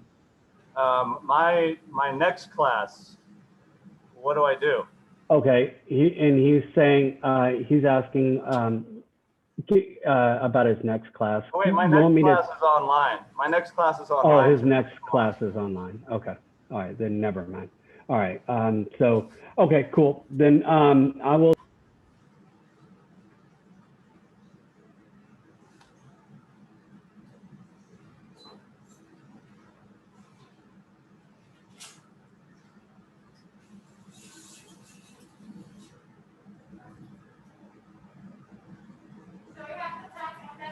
Back up everything, yeah. You're taking it home and you're cooking from home tomorrow, heard? Everything home.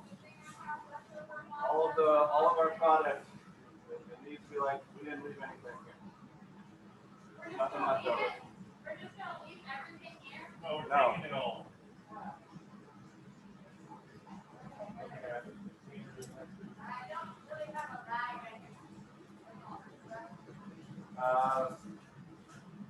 I'll get a few boxes. They won't have tape on the bottom, so you'll have to lift, do that fold and then lift from the bottom. Oh my God, you don't know how happy I am to have Mazda leftover corn things for tomatoes tomorrow. Oh my God, leftover stuff, good thing I saved it.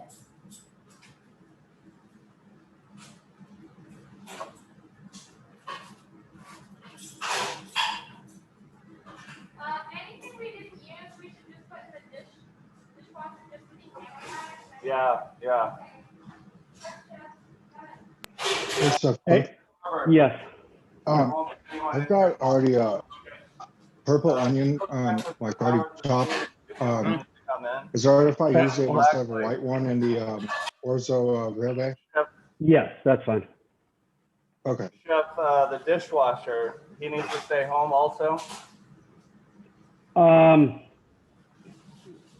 I don't know about that, man. You're gonna have to, Chef Robin had to leave immediately, so I'm gonna have to. I'll have to find out. Just give me a few minutes on that. No, you're fine. I need to call Raf. I'm gonna call Raf and Stan right now and talk to them about making sure that they have stuff for these people. Okay. Okay. Well, actually, the cart that I got today is for today and tomorrow, so we're just boxing everything up and going. Okay, home. so they've got everything that they need. Okay, great. Yeah. Okay, and now that student needs to get a COVID test today, and then or as soon as possible, like today or no later than tomorrow. And then once we get his information back, then we can make a judgment call on, okay, but I would say everybody needs to self-quarantine for sure. That is. Sorry, by Monday, I need to make a call on my other class because we're on campus Tuesday, Wednesday.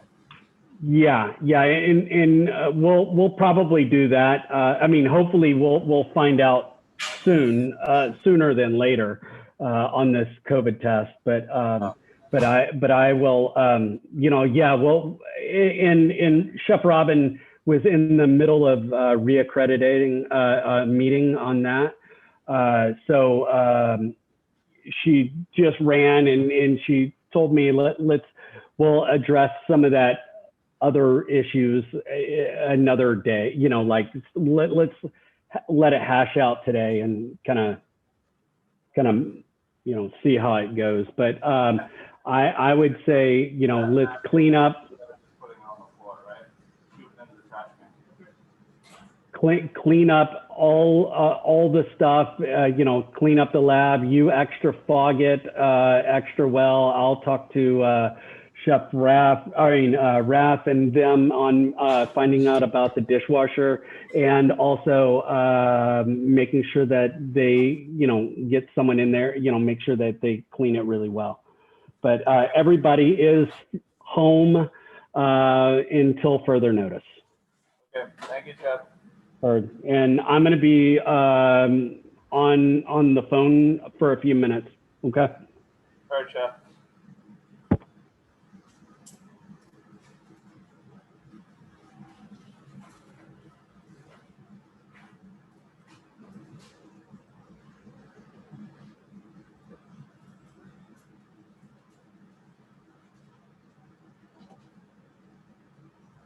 I'm going to grab some boxes. I'll be right back. John Roberts, that looks really good. Thank you. I try and take my seriously. So.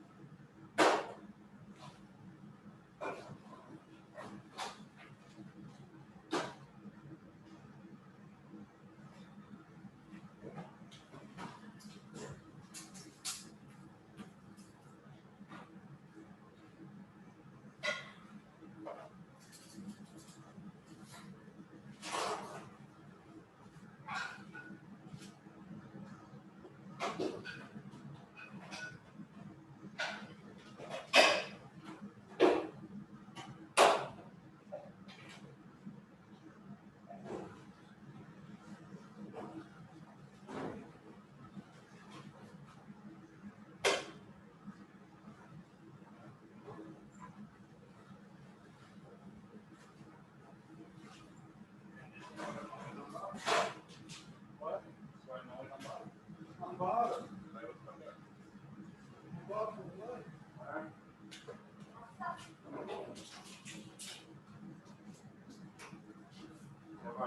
Yes.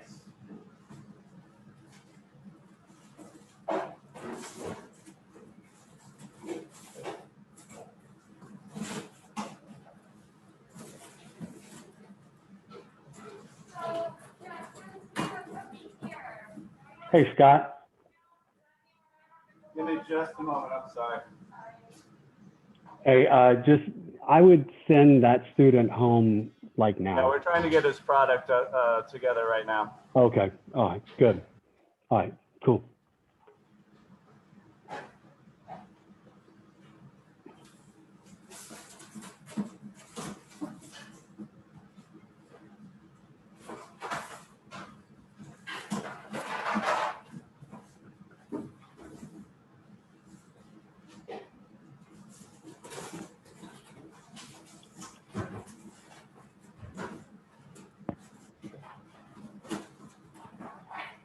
John Roberts, that looked really good. That rice, was that your rice that you were cooking?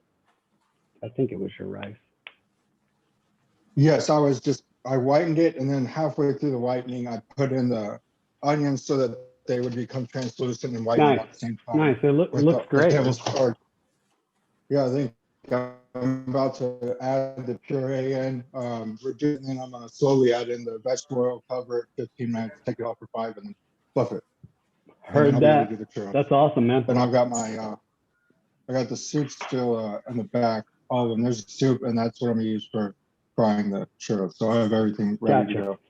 Oh, nice.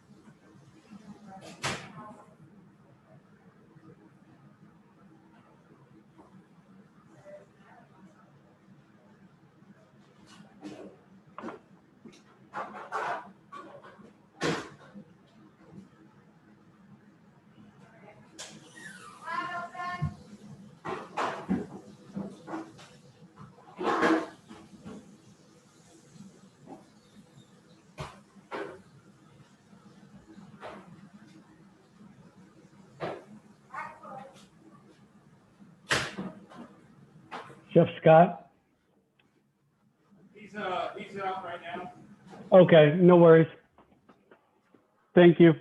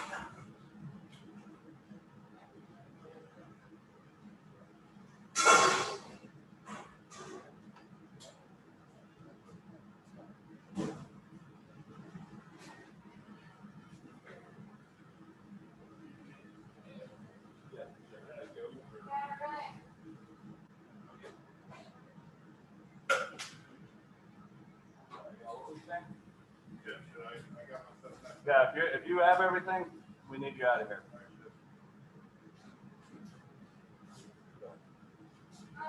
Yeah, question. Yes, ma'am. How should I wrap this chicken? It's probably pretty hot, Yeah, right? it does came You'll just have to get it into some Ziploc bags and you won't have the crispy skin, but it'll still be good. Okay. Test today, right? Yes, chef. If not today, tomorrow. As soon as possible. We need to know those results. I got to plan all sorts of stuff. Feel better. Be safe.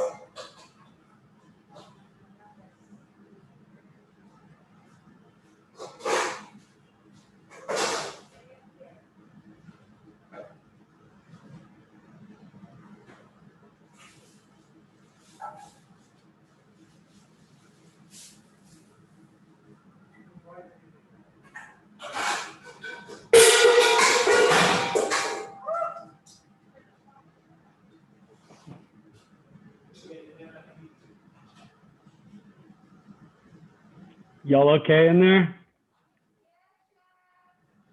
All right. Yeah. 50-50. Just don't kill Bella over there. You know what? Don't kill her. Don't drop pots on her. Too late.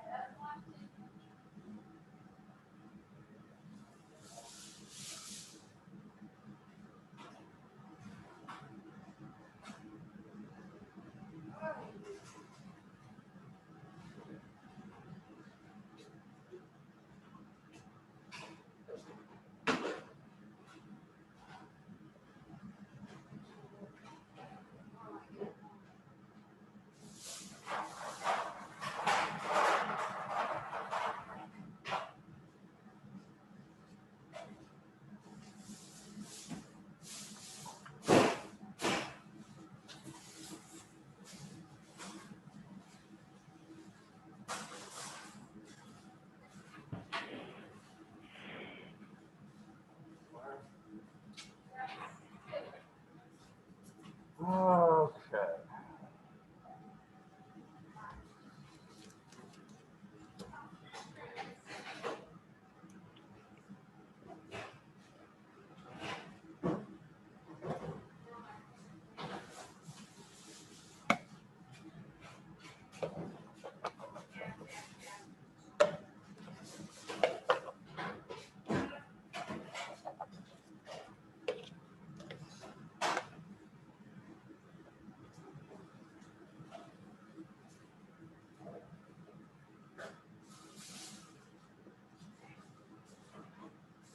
Nice, Ryan.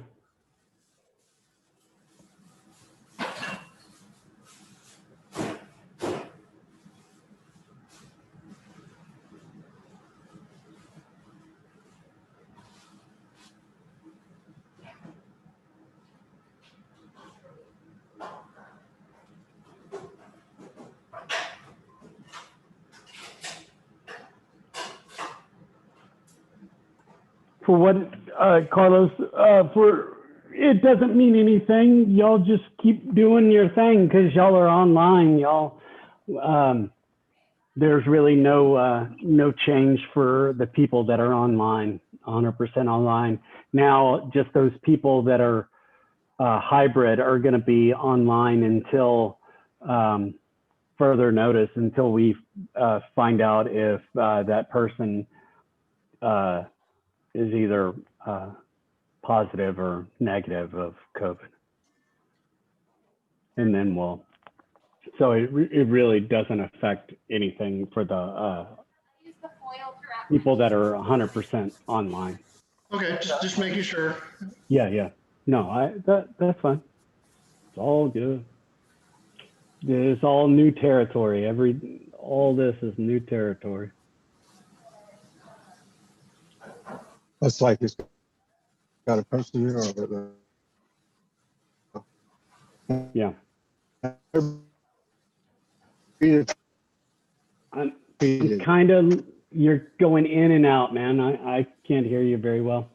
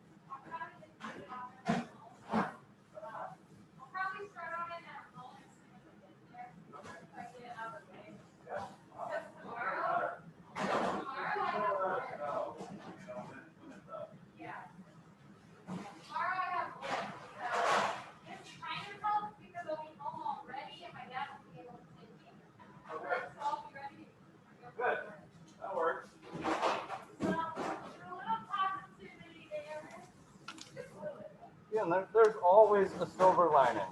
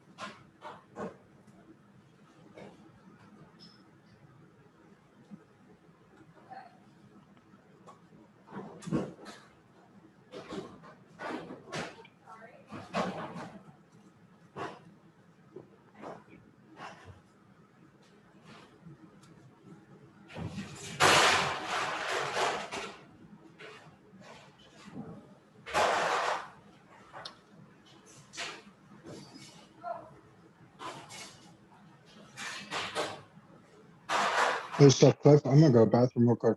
I have like 7 more Heard minutes that. on price, so everything's just holding. Heard that. Thanks.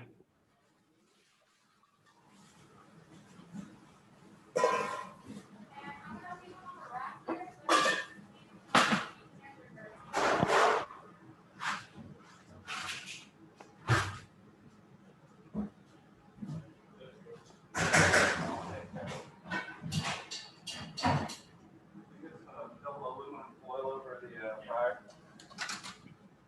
Please and thank you.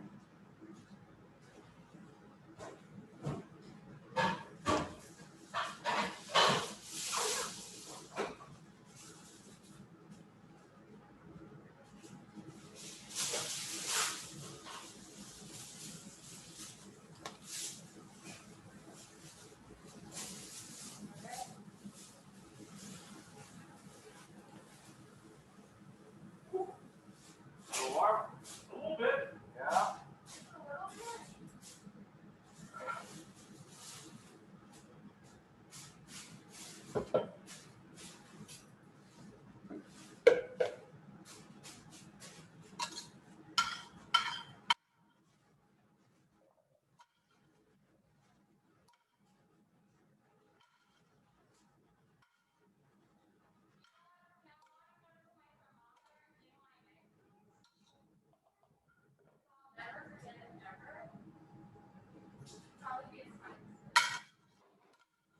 I concur.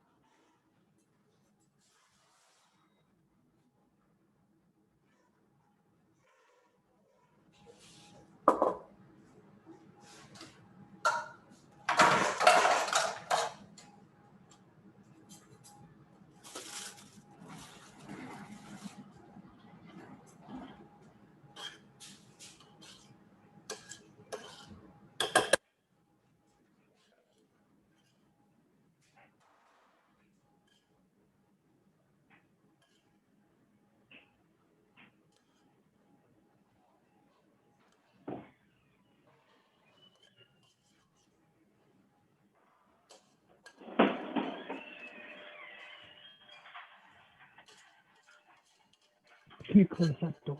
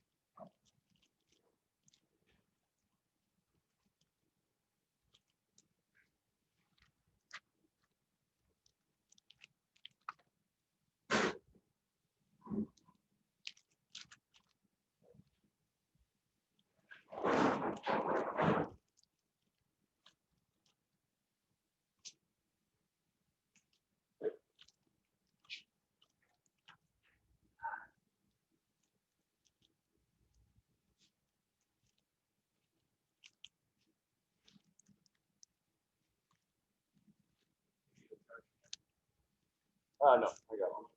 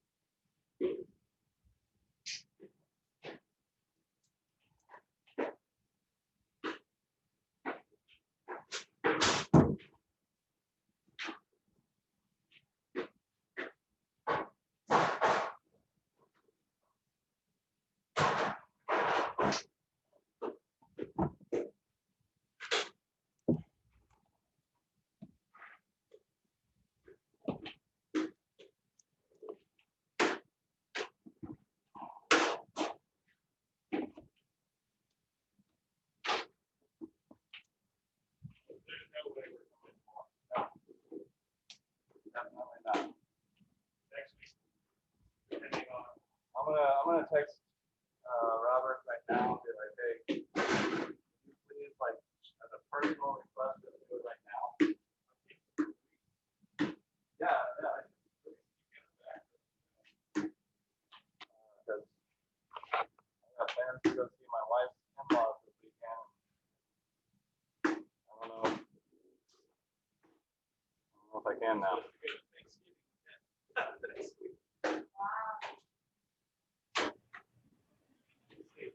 Yeah. Only time will tell.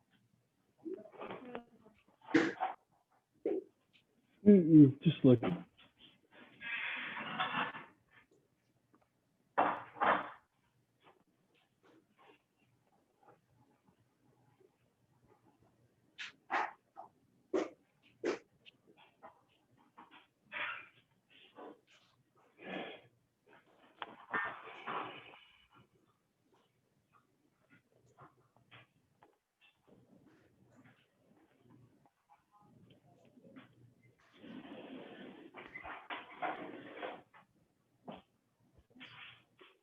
I'm just seeing.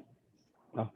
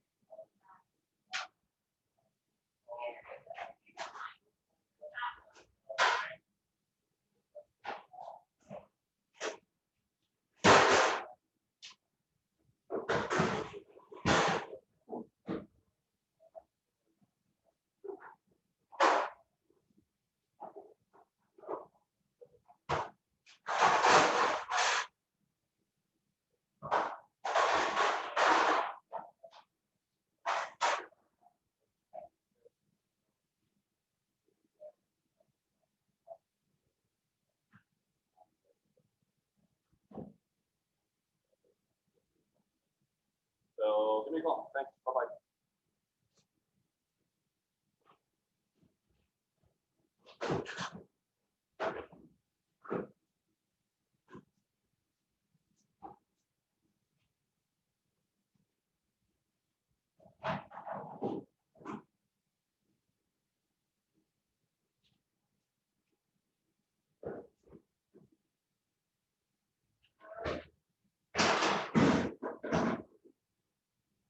Can we get some really nice soapy water all over the sink? Thank you.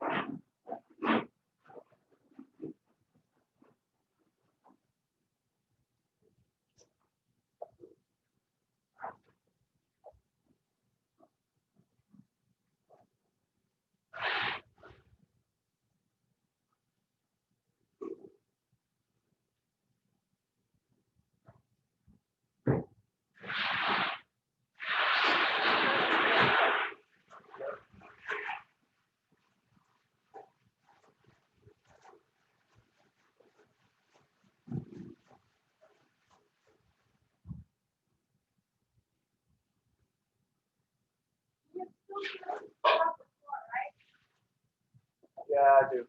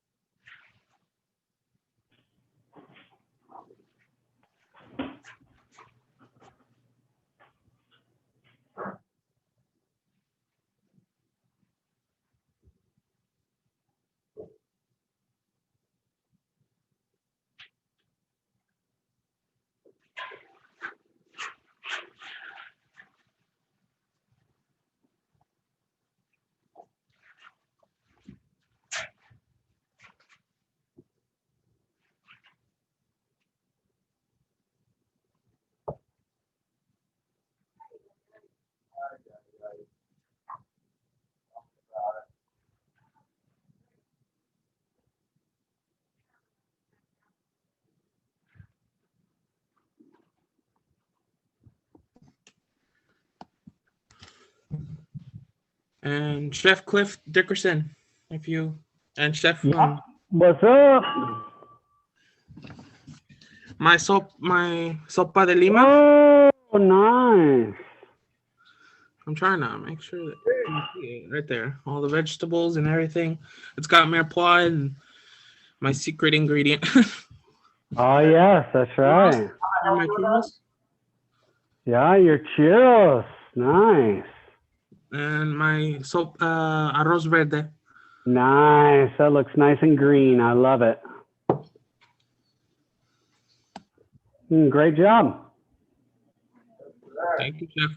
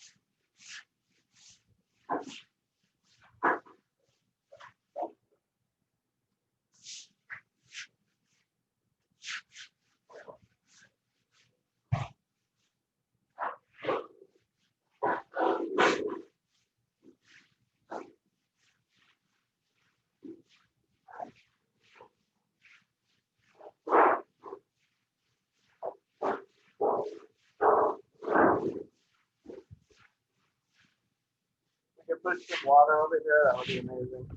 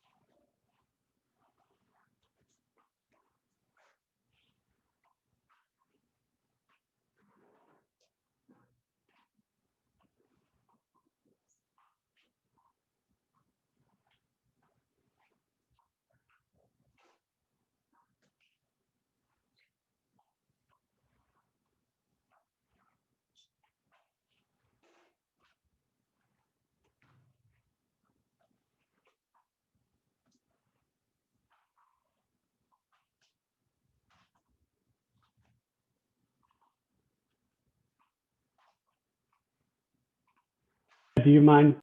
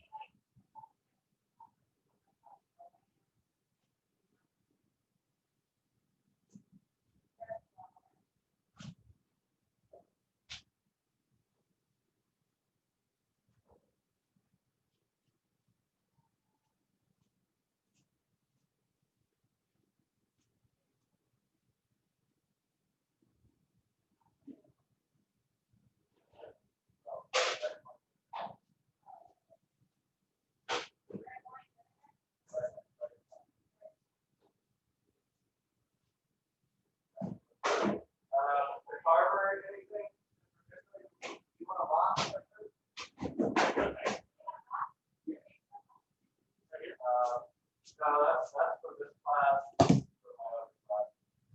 I'll grab a bottle for you. Everything. Everything you don't want.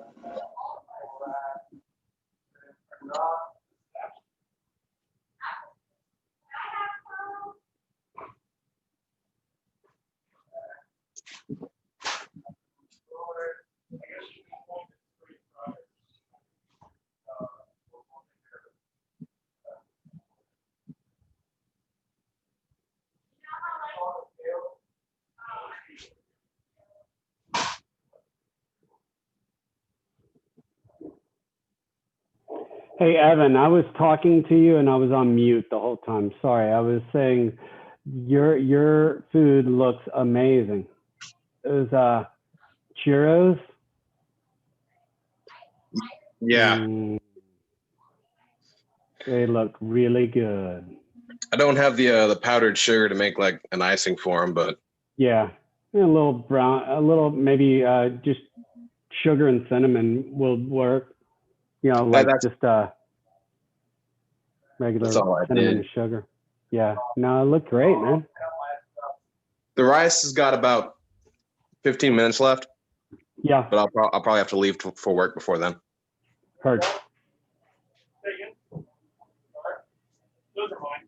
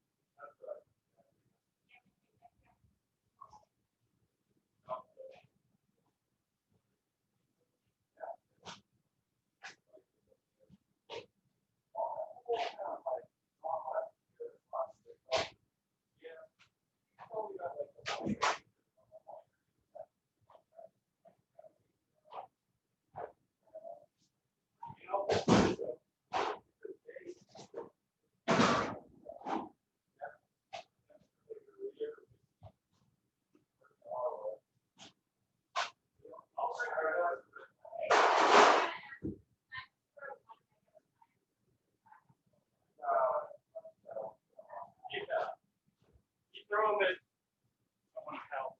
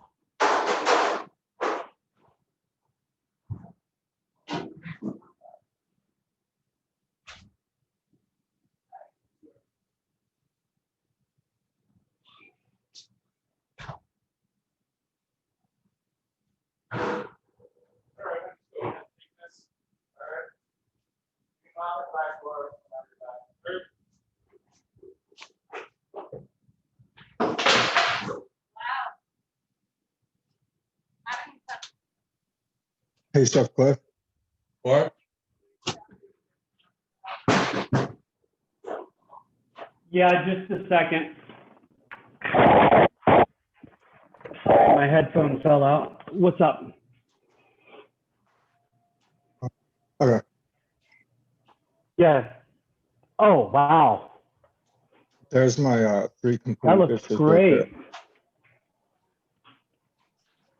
That looks really good. Yeah, they came out pretty well. So, Yeah, that looks really good. I love your rice. thank you. I will make sure to upload the picture. Heard. Well, thank you. Yeah, well. Do you need to see it, Chef Scott? Or did you see it? Is he there or no? I think he's still just cleaning up and all of that. So Okay. I'll Okay. All right. I'll just make sure to upload it. yeah, please. please do so. I should have them uploaded earlier than I do at night. That's all. No worries. Thanks.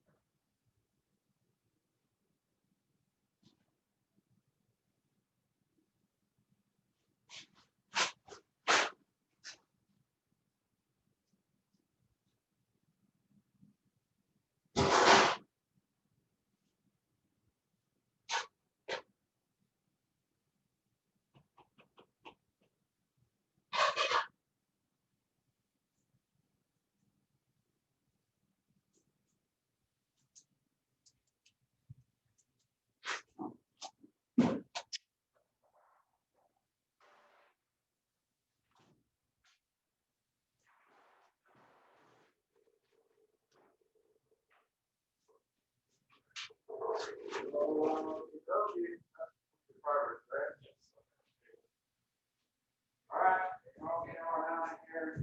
Again, you can upload photos whenever you have time. Just let us know when they're up. We'll likely definitely go through and grade everything today. And then say whatever, that grade, and then when everything's uploaded, we'll get back. Please let us know, otherwise we're not gonna look at it. Sure. And then also, y'all, please remember to bring back those star tips when we do come back. Those are chef tips. One. I got one here. Three like this.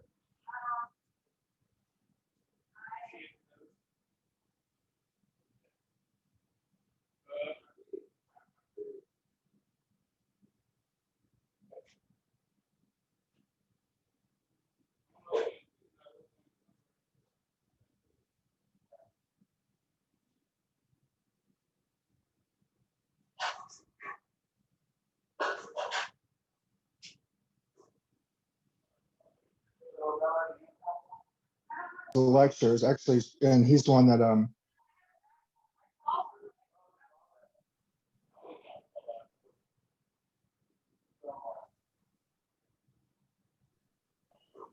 John, can you say that again?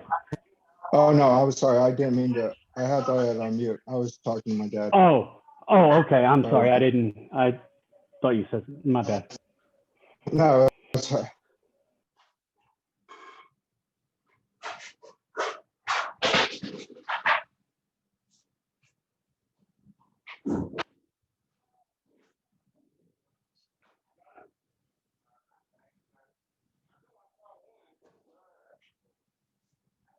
So the last one you have, I have the round one. All right, cool.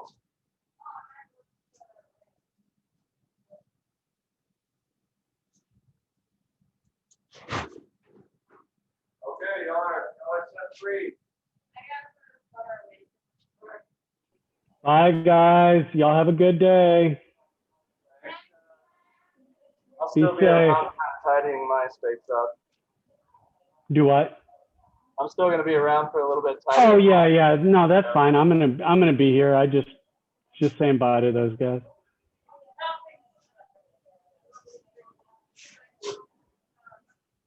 Yeah, lift it from the bottom, right?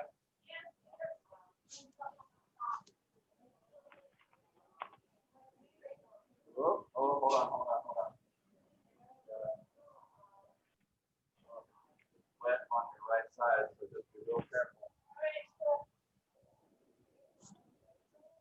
Hey, guys, I'm gonna step away from my computer real quick. I'll be back in about 2 minutes. Be right back. Yes, sir.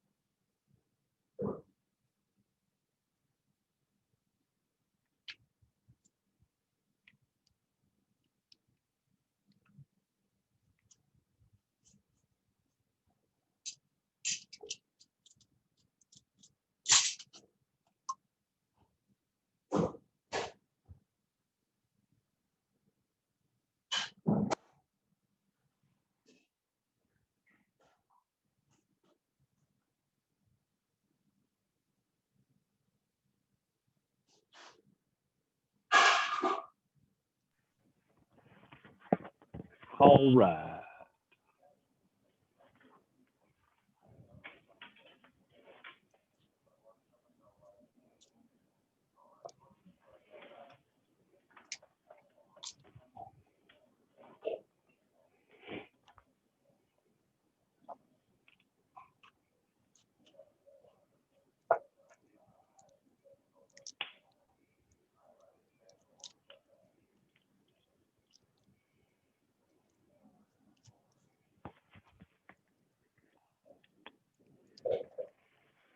Oh,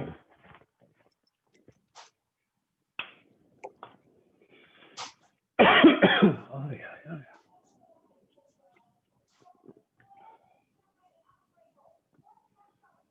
So, Chef Scott, Yes. I guess if we don't hear anything from that student about the COVID test, you know, how many people do you have in your other class?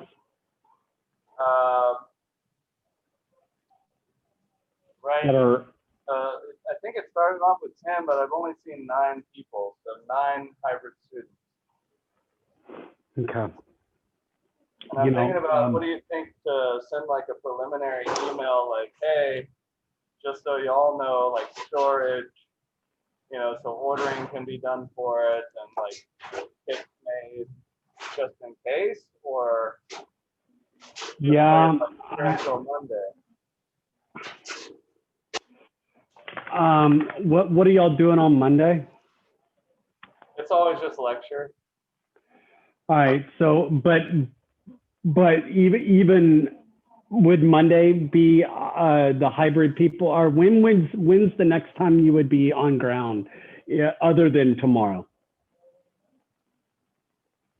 Well, for this class, it's tomorrow. For my other class, it's Tuesday and Wednesday. So you won't see them until Tuesday, right? Correct. Okay. All right. So we've got until hypothetically, I would say, let's say you know, at the latest Monday,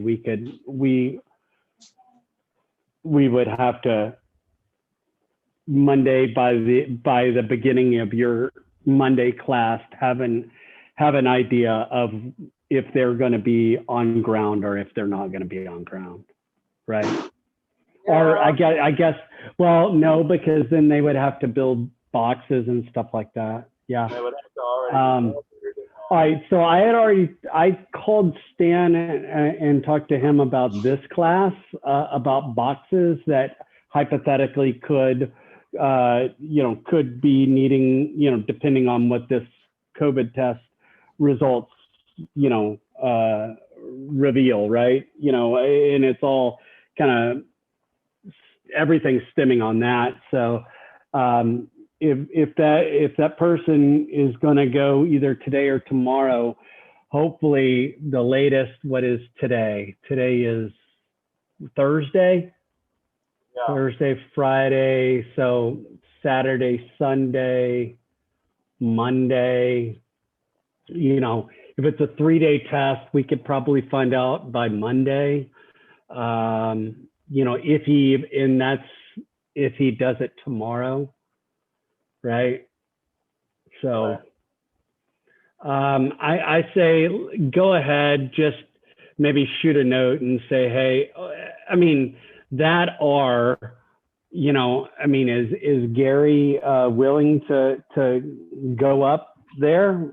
If you're quarantined, would Gary be willing to go up there, or is he saying no? I haven't asked him specifically, but he did say at the beginning, he's still a little nervous about it, but Yeah. he'll get to it if that's what needs to be. If that's Yeah, and I guess let's cross that bridge when we come to it if we have to. I guess I would say yes. Go ahead, drop a line. Let the storeroom know that potential, but we'll kind of keep them in the loop. Heard. I'm gonna kind of pack things up and send that email when I get home, but I'll have you attached as well as Chef Gary, Chef Robin, Chef Raph, and Stan. Yep, that sounds great, brother. Okay. Heard, All right, take care of yourself, man.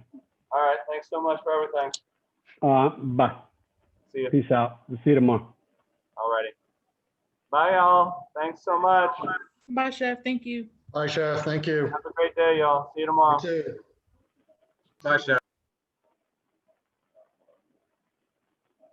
All right.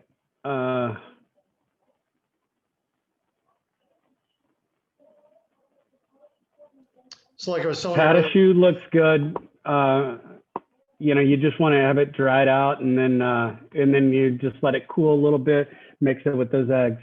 Yes, Carlos. I'm sorry. yeah, like I was telling you, you'll know within 3 days whether or not what the outcome is. Yeah. Yep. Well, that stinks that person threw up, but it is what it is. All right, so let's let me see here. What we got going on? Still in Mexico, probably. We have tamales and arroz verde. Right. We've already did the rice, right? Yeah. Today. Wow. So the rice is going to be no problem for y'all, right? Because y'all done the rice, and then hold on, let me. I think the tamales are going to be the biggest hurdle we're going to have to face. Yep. All right, so you've got so the chicken, any of your chicken today, I would save for tomorrow in anything that you have, or hell, if you you could stuff these tamales with just about anything, you can have extra cheese, you could have, grate some cheese, make cheese tamales, make have some refried beans or black beans you can put in there. You can make any sort of tamales you want. If we were on ground, I would get a couple of, I would get at least a group or get a couple of people to work, or I would usually get the whole class to make it, but would do a dessert, get someone to do a dessert tamale as well, different whatevers, but just have different tamales. But anyway, make sure your corn husks are soaking today. They need to be soaking. If you have corn husks, make sure that those corn husks need to be soaking in water to make sure that they are malleable and soft to manipulate. So Chef, I have a question. yes. As far as the tamales for tomorrow, I don't have like a big steam basket. Do I need to get one, or is there something else that I could do? No, you can just you could steam just in a pot or in a pan with a lid, kind of a deal. I'll kind of excuse me. What I would do is let me go grab some aluminum foil. Hold on one second. And if you guys have extra banana leaves, you guys can also wrap your tamales in banana leaves. Like, so what I would do is like, can you see my screen? Yes, Chef. Like the video of it. So what I would do is I would get a longer piece of aluminum foil, but kind of turn it into kind of a snake. And then you can kind of use this, and then hold on one second. Let me grab a pan from my kitchen.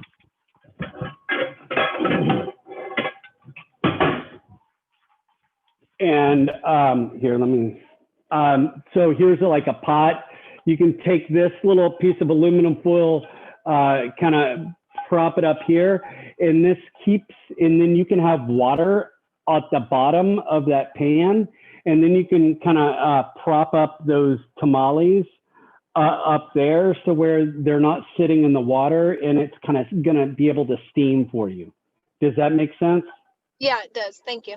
So, or you could, like, I could even put, if you're afraid that the tamales might get a little bit of moisture, you could get like this is a ceramic plate, but you can get a ceramic plate, put it in there. That even kind of lifts it up a little bit, and you could do that. But just something that lifts it up so where it's not submerged in water, and then you can cover it because you want that steam. You want it to kind of steam up. But does that make sense? Yeah, it does. I'm gonna go ahead and do that. That way I don't have to buy one. Yeah. That, or like I've also kind of done, if you have like a roasting rack or something like that, and or like a somewhere where you kind of a deeper roasting rack where you can kind of lay them on the rack and then have the moisture on the bottom. Hold on, I'm gonna mute people if you're okay with that, because I'm getting a lot of feedback. Yeah, my app is open, so Is this? Oh, okay. Okay, thanks, John. So does that help out for people that do not have steamers? Yeah, it does. And then if you another way of doing it is you could, if you have a crock pot, turn it on high. Use that like snake method of aluminum foil on the bottom of the crock pot, and then have water in there, and then stack the tamales in the crock pot, and then just cover it with the lid, and that steaming, and just make sure you watch it so where it's not gonna you run out of water.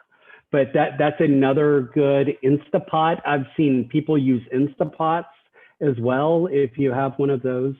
But even a rice cooker, because that could kind of heat the water up underneath, and you could snake a aluminum foil kind of a snake around it as well. That's another good steamer.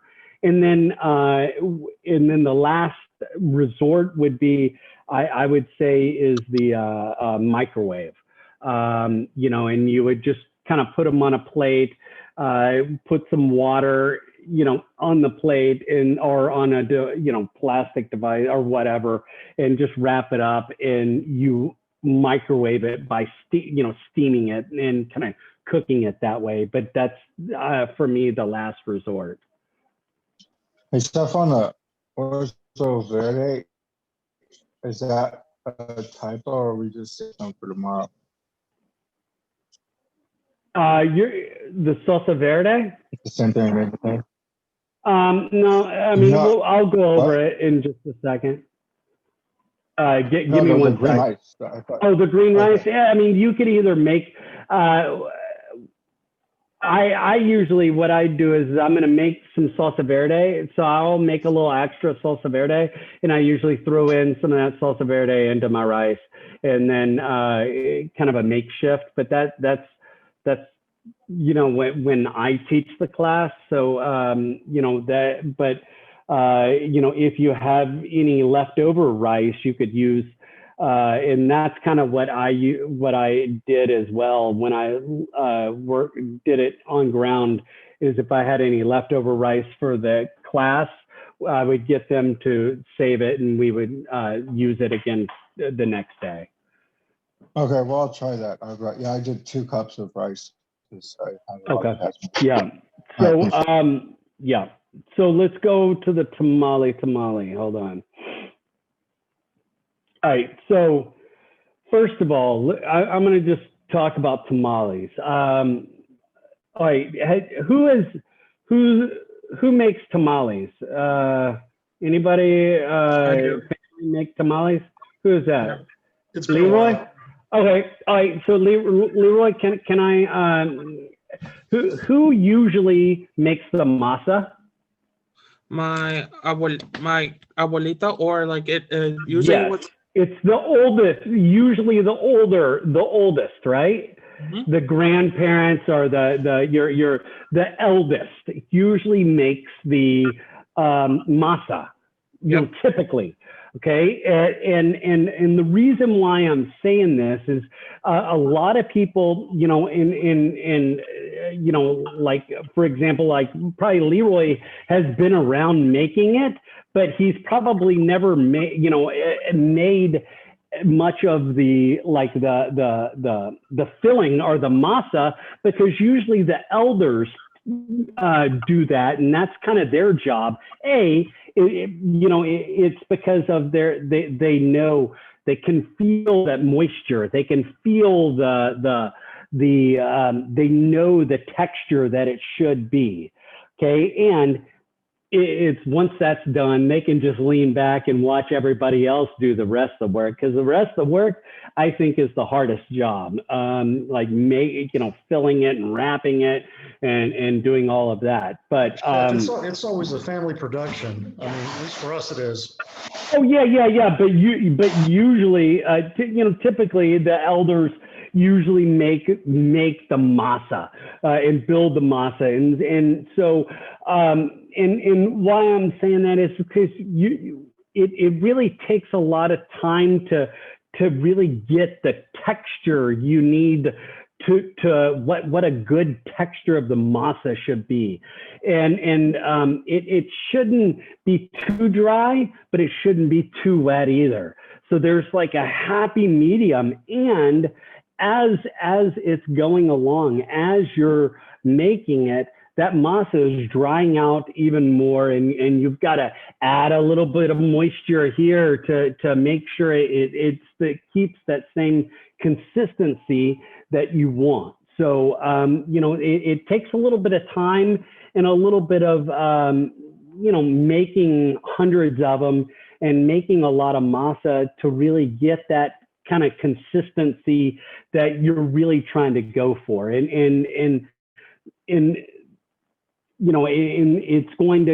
not going to like get perfect tamales every single time until you get that consistency, because there is so many variables.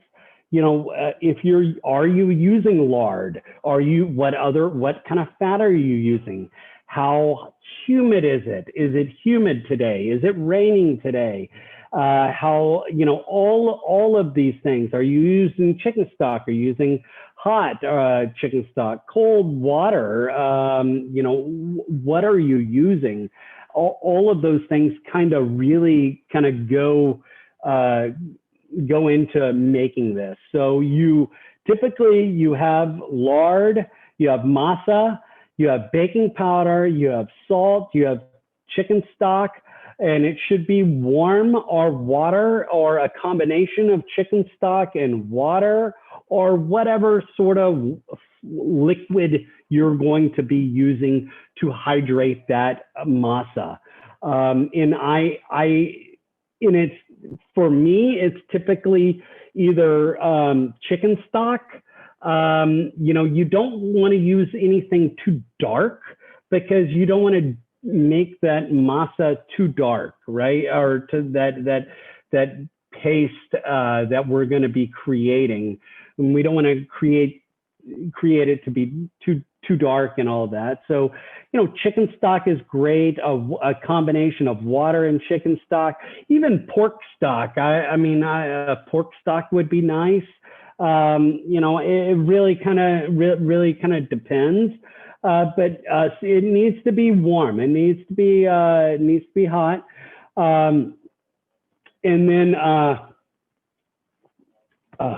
then we are going to basically, you have the masa. I mix the salt, the masa, and the baking powder all together at first. I have that kind of all mixed together. And then the lard is kind of melted, and you can kind of pour that in there and start mixing it all together, and slowly add your warm stock until the right consistency. And it's going to be like, I don't know, Leroy, is there any good terminology on wetness that you could help me out with, or texture? For the texture you're wanting, like a pasty, but not too pasty, just like a medium with water, like for the masa that goes with the tamale. It has to be like it should spread, but it shouldn't be like too thick. Yep. So there's but it's a kind of a dance you got to play, because you want it wet, but you don't want it too wet. Hold on. Sorry. When I think about the texture of tamales, like the masa, I kind of think about like a little bit thicker than hummus. Yeah, you know what? Thank you. That's a great analogy. It's a little thicker than the hummus. That's great. I like that. That's a good analogy. Thank you. I was trying to figure out a good analogy to use. Hummus and is the only thing I could think of. no, hummus. That's about right. You want it, you want it thick, but you don't want it too thick. One thing I do is I will take it and I'll kind of push my, if it cracks any, it should basically be able to spread pretty lightly, or I don't know, easily.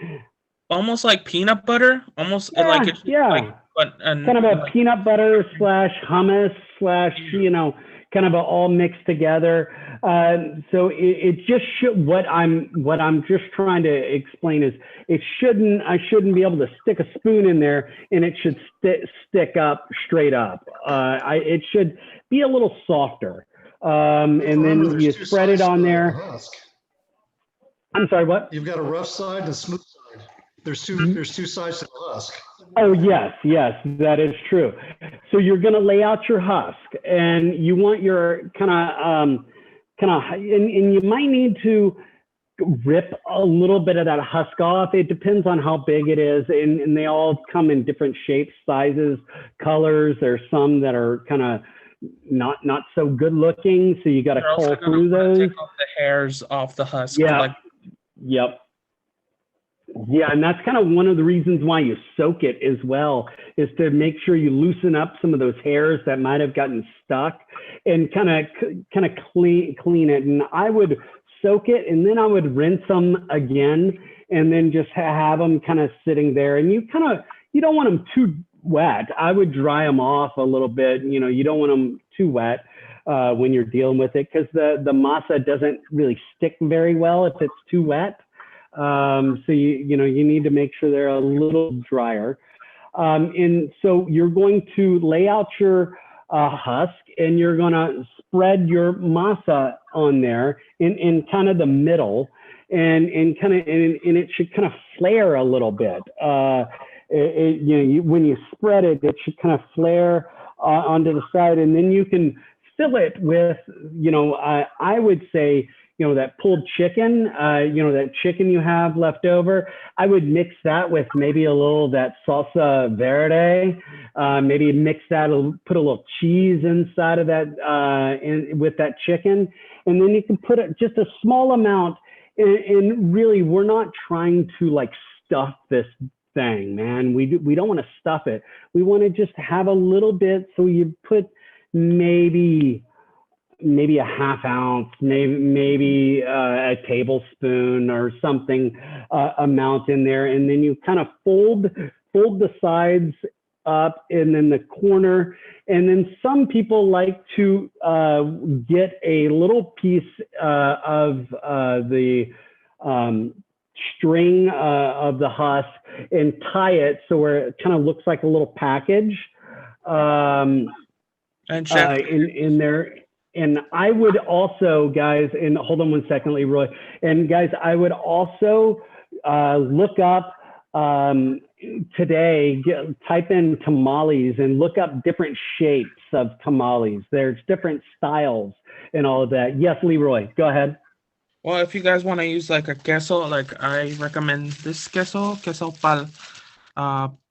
panela. It's right here. Bought it at the store in Tyler. It's could you type it into the chat for me? Yeah, I'll do it. Okay, Yeah. that would be awesome. Thank you, because I'm always looking for I love a good Mexican cheese. Yeah, What we go to is the Munster cheese. It's got that oil that comes out of it when you cook it. It's really good. Yeah. Munster cheese is good too. The other thing I was going to tell you, Chef, is if you don't have any husks, you can use parchment paper, believe it or not. We've done that before. Yeah, parchment paper. Hey, hold on one second, okay? Yeah, Chef. Hold on one second.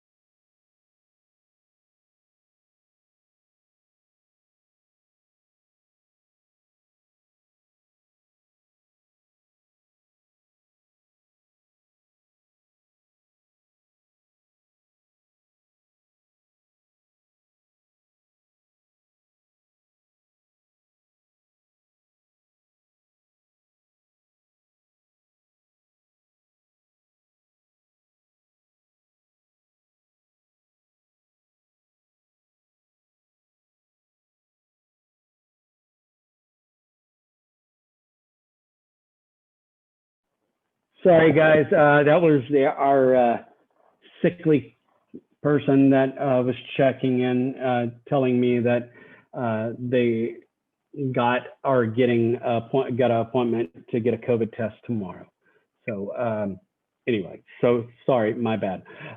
So what I would do is I would kind of create a something, mix up something into the you can make a cheese tamale, you can make you name it, just whatever tamale you have, you can do it. But so and I think I was in the wrapping stage.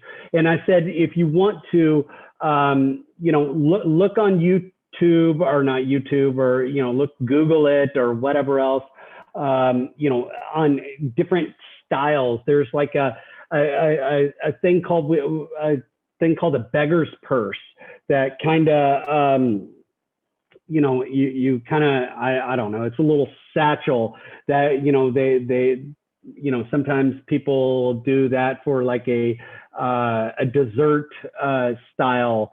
They have one that are like little squares, different styles of making tamales. But I would say try to do the traditional rolling up, the traditional tamale, but you could fill it with whatever you desire. Questions about the tamale. Once you get it wrapped up, you are going to need to steam it. And yeah, you will need to, if you don't have a big pot or something that kind of raises it up too far off of the pot area, you're going to have to be kind of vigilant and add more water every once in a while. Sometimes, and I don't know if you've ever seen a tamale pot, but they're usually taller, kind of thin metal usually. And what happens is, they usually put water. Yes, Leroy. Thank you. Yeah. Okay. Can you show up that little lip down below? There's a lip that's kind of where you put the water, right? And then there's a kind of lift it up a little higher. Hold on. Yeah, there you go. See that groove right there? That groove kind of shows you where the water line should be, where the kind of the shelf is to start stacking it. But what happens is you've got all these tamales, right? And you can't see how much water is in there. So a lot of times people will put a penny or a dime in the bottom of that pot, of that pan. So when it gets close to, the water gets close to being done, you can hear that dime or that penny kind of bouncing a little bit, and you can hear it in the bottom thin pan that pot, and that tells you that you need more water, and you can uncover it and pour more water. That is a kind of a what I've seen people do to tell if there's any water. Go ahead, and that is a great bowl to make masa, right? This one is a really great. I have a lot of bowls ready for my tamales. Yeah, that's a good masa bowl right there, man. To make the masa, that's a beautiful masa bowl for sure. Because you need to kind of mix it up and let some of, because if you put too much moisture in your masa, you have to spread it out and let it sit for a minute for some of that moisture to evaporate. Plus, you're putting warm stock or warm liquid in there, and you're mixing it up, and you're kind of making sure that it's all kind of cooled down a little bit as well. So that's a good. Manteca. Sorry, chef. No, go right ahead. Yeah, the manteca is right here. It's manteca de puerco. This is what you usually have to find in a mercado. Yes. For the tamales. For sure. It makes manteca it stronger, but you can use it like a different kind of lard, whatever you want to use. And chicken stock, like chef says, you can use. But this is what my grandma uses, manteca de puerco. Manteca, yeah, that's really good. Mm-hmm. That's gonna be some good tamales on those. What was it, Carlos? What did you say? I think that's the best one to use. Yeah, it is. Oh, for sure. I agree. But any questions on that? It is like I said, you're going to have to get a feel of it. You know, I mean, it's just by feel, and that's the one thing. And if you're around people that make masa a lot, man, really try to talk to them and ask them, what is the feel you're going for? What, you know, ask them a lot of questions, because that's how you're going to learn the craft of this and be able to knock it out at a drop of the hat, anytime, anywhere. But it's a really good thing, especially during the holidays, man. Tamales are amazing. And then the salsa verde. Let's talk about the salsa verde. You have garlic, tomatoes, popolanos, lime juice, jalapenos, cilantro, salt, and pepper.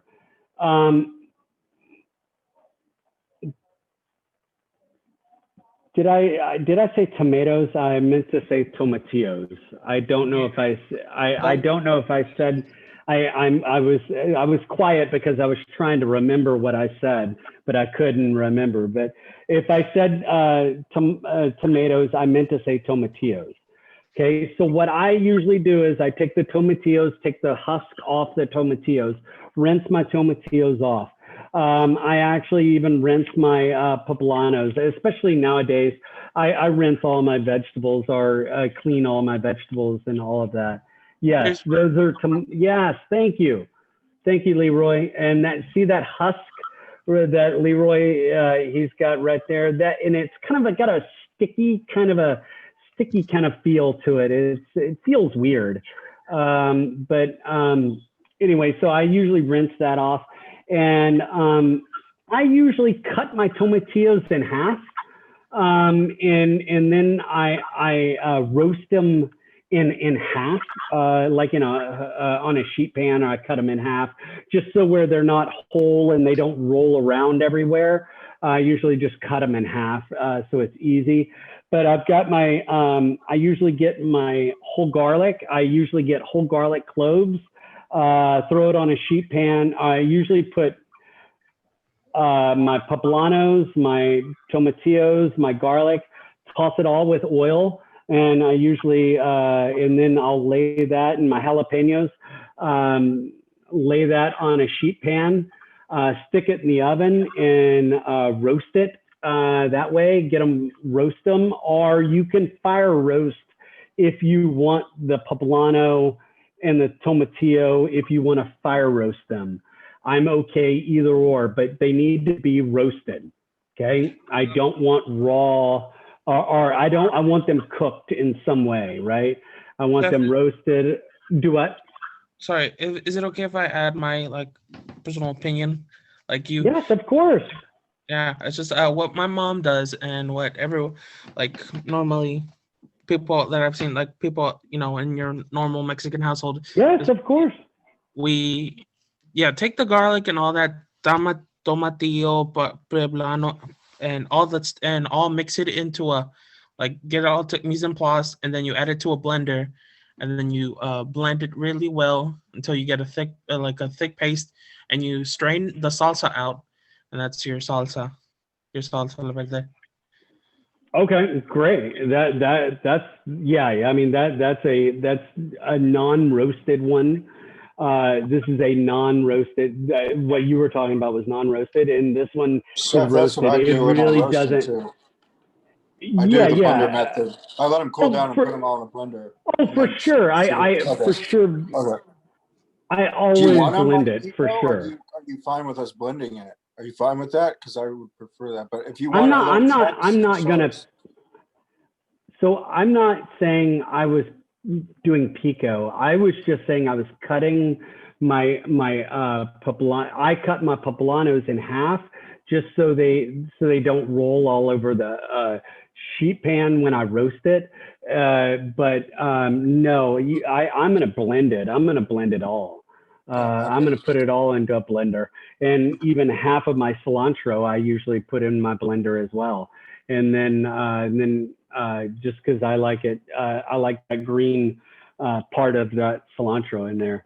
But if anyone does it while they are hot, I've seen someone get very hurt this way. Oh, yeah, yeah, yeah, yeah. It will explode in your face if it's hot. So make sure you cool it down for a little bit before. adding Oh, hot cocoa. totally, totally. Yeah. You need to vent it when you're for sure when you're for sure doing it.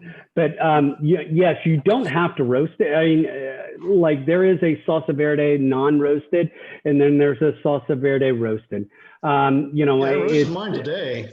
Just put it on the stovetop and roasted it up. yeah, yeah. And for me, guys, I don't know if you heard me ask Chef, but you know, if he was going to make his salsa today, I would make my salsa today, because salsa is always better the next day, right?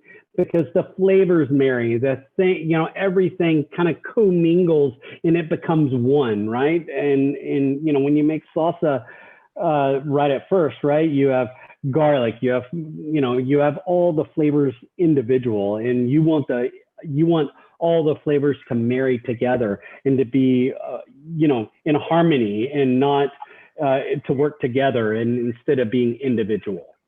So I always like later to on, Chef. do what? You're going to make me have to call my mom later on.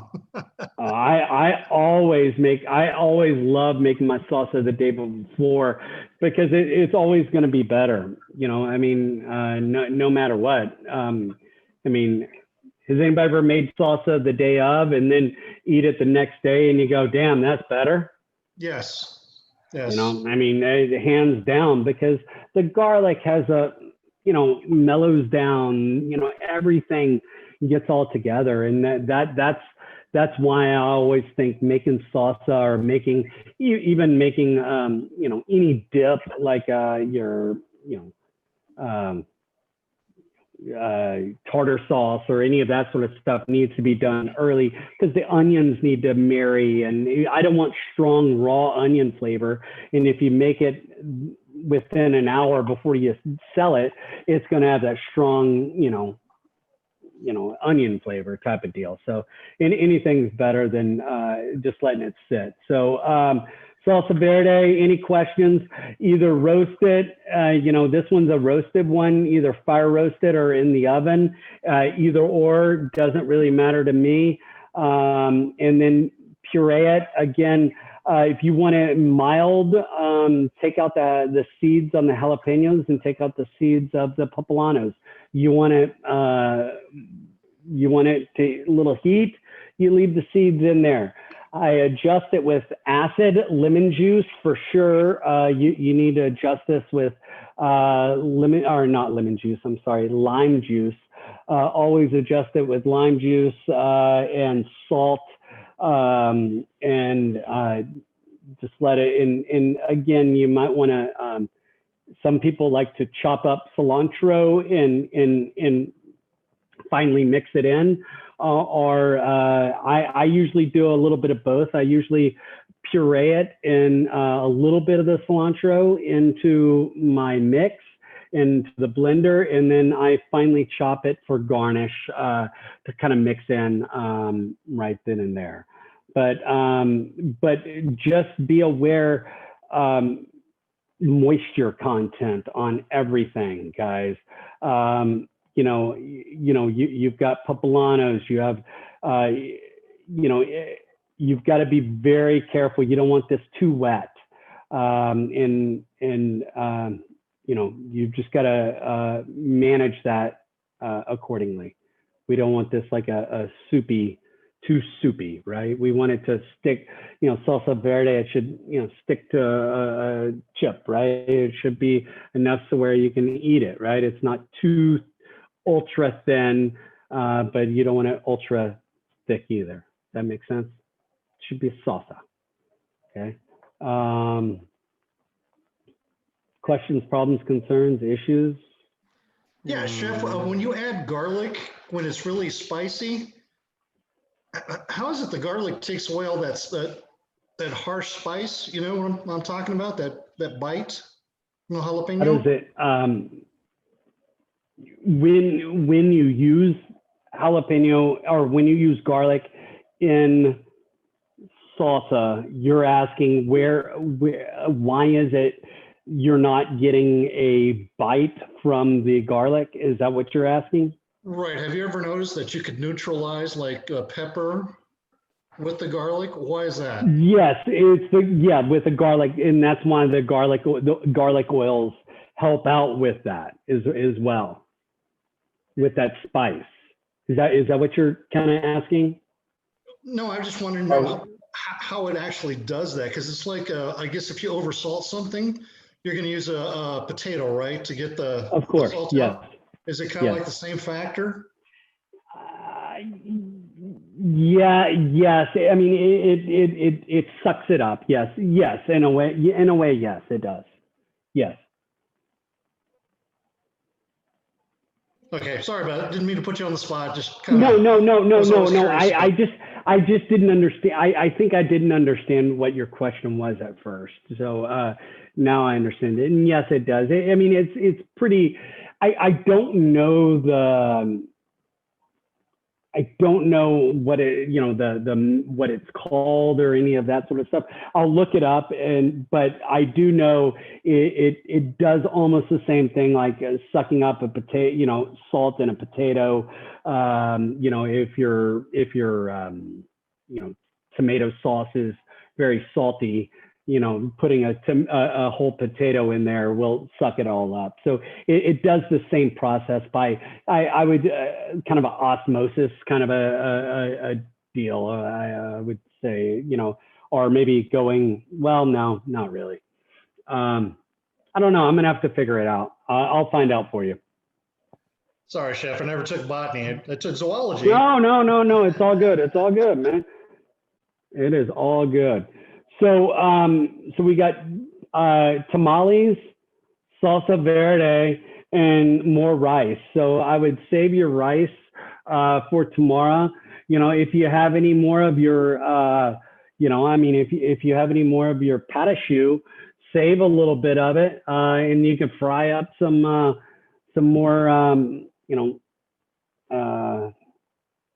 patachoux balls or some churros. If you would like to fry up more churros tomorrow, if you have enough. And then we have the shredded chicken is just for the tamales. So that is kind of it for the day for tomorrow. So everybody will be online.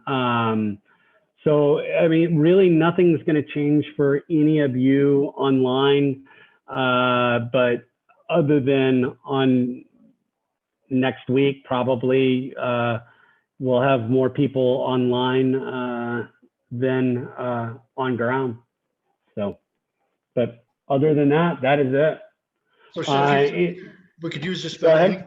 You said we could use just about anything, because I was going to go with pork instead of chicken, if that's all right.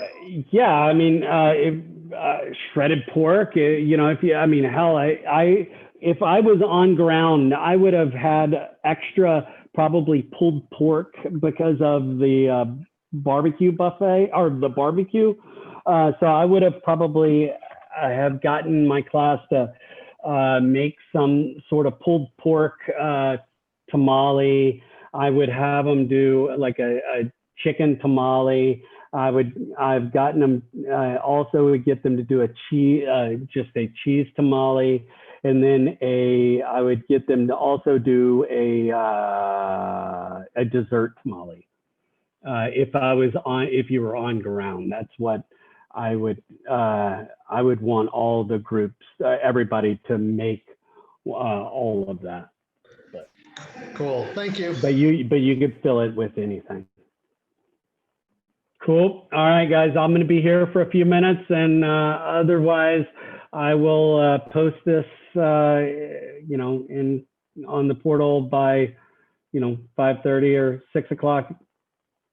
We'll see y'all tomorrow. Any questions, problems, concerns? Sorry, Chef. Accidentally No, left. Chef, thank you. No, Ryan, you're good. Have a good day, Chef. Hey, you too. Thank you, Chef. You're welcome. Thank you, Leroy. You guys have a good day. Thank you, Chef. Have a Have a good day. great day. Tomorrow. Have a good day, Chef. Yeah, but are you good? Yeah, I'm good. I just finished my chores right now. Okay, yeah, I saw them. They look great. Yeah, Awesome. awesome, man. Awesome. Well, have a good day, man. You too. Everybody else good? Rock and roll. Peace out. Y'all have a good day. I'm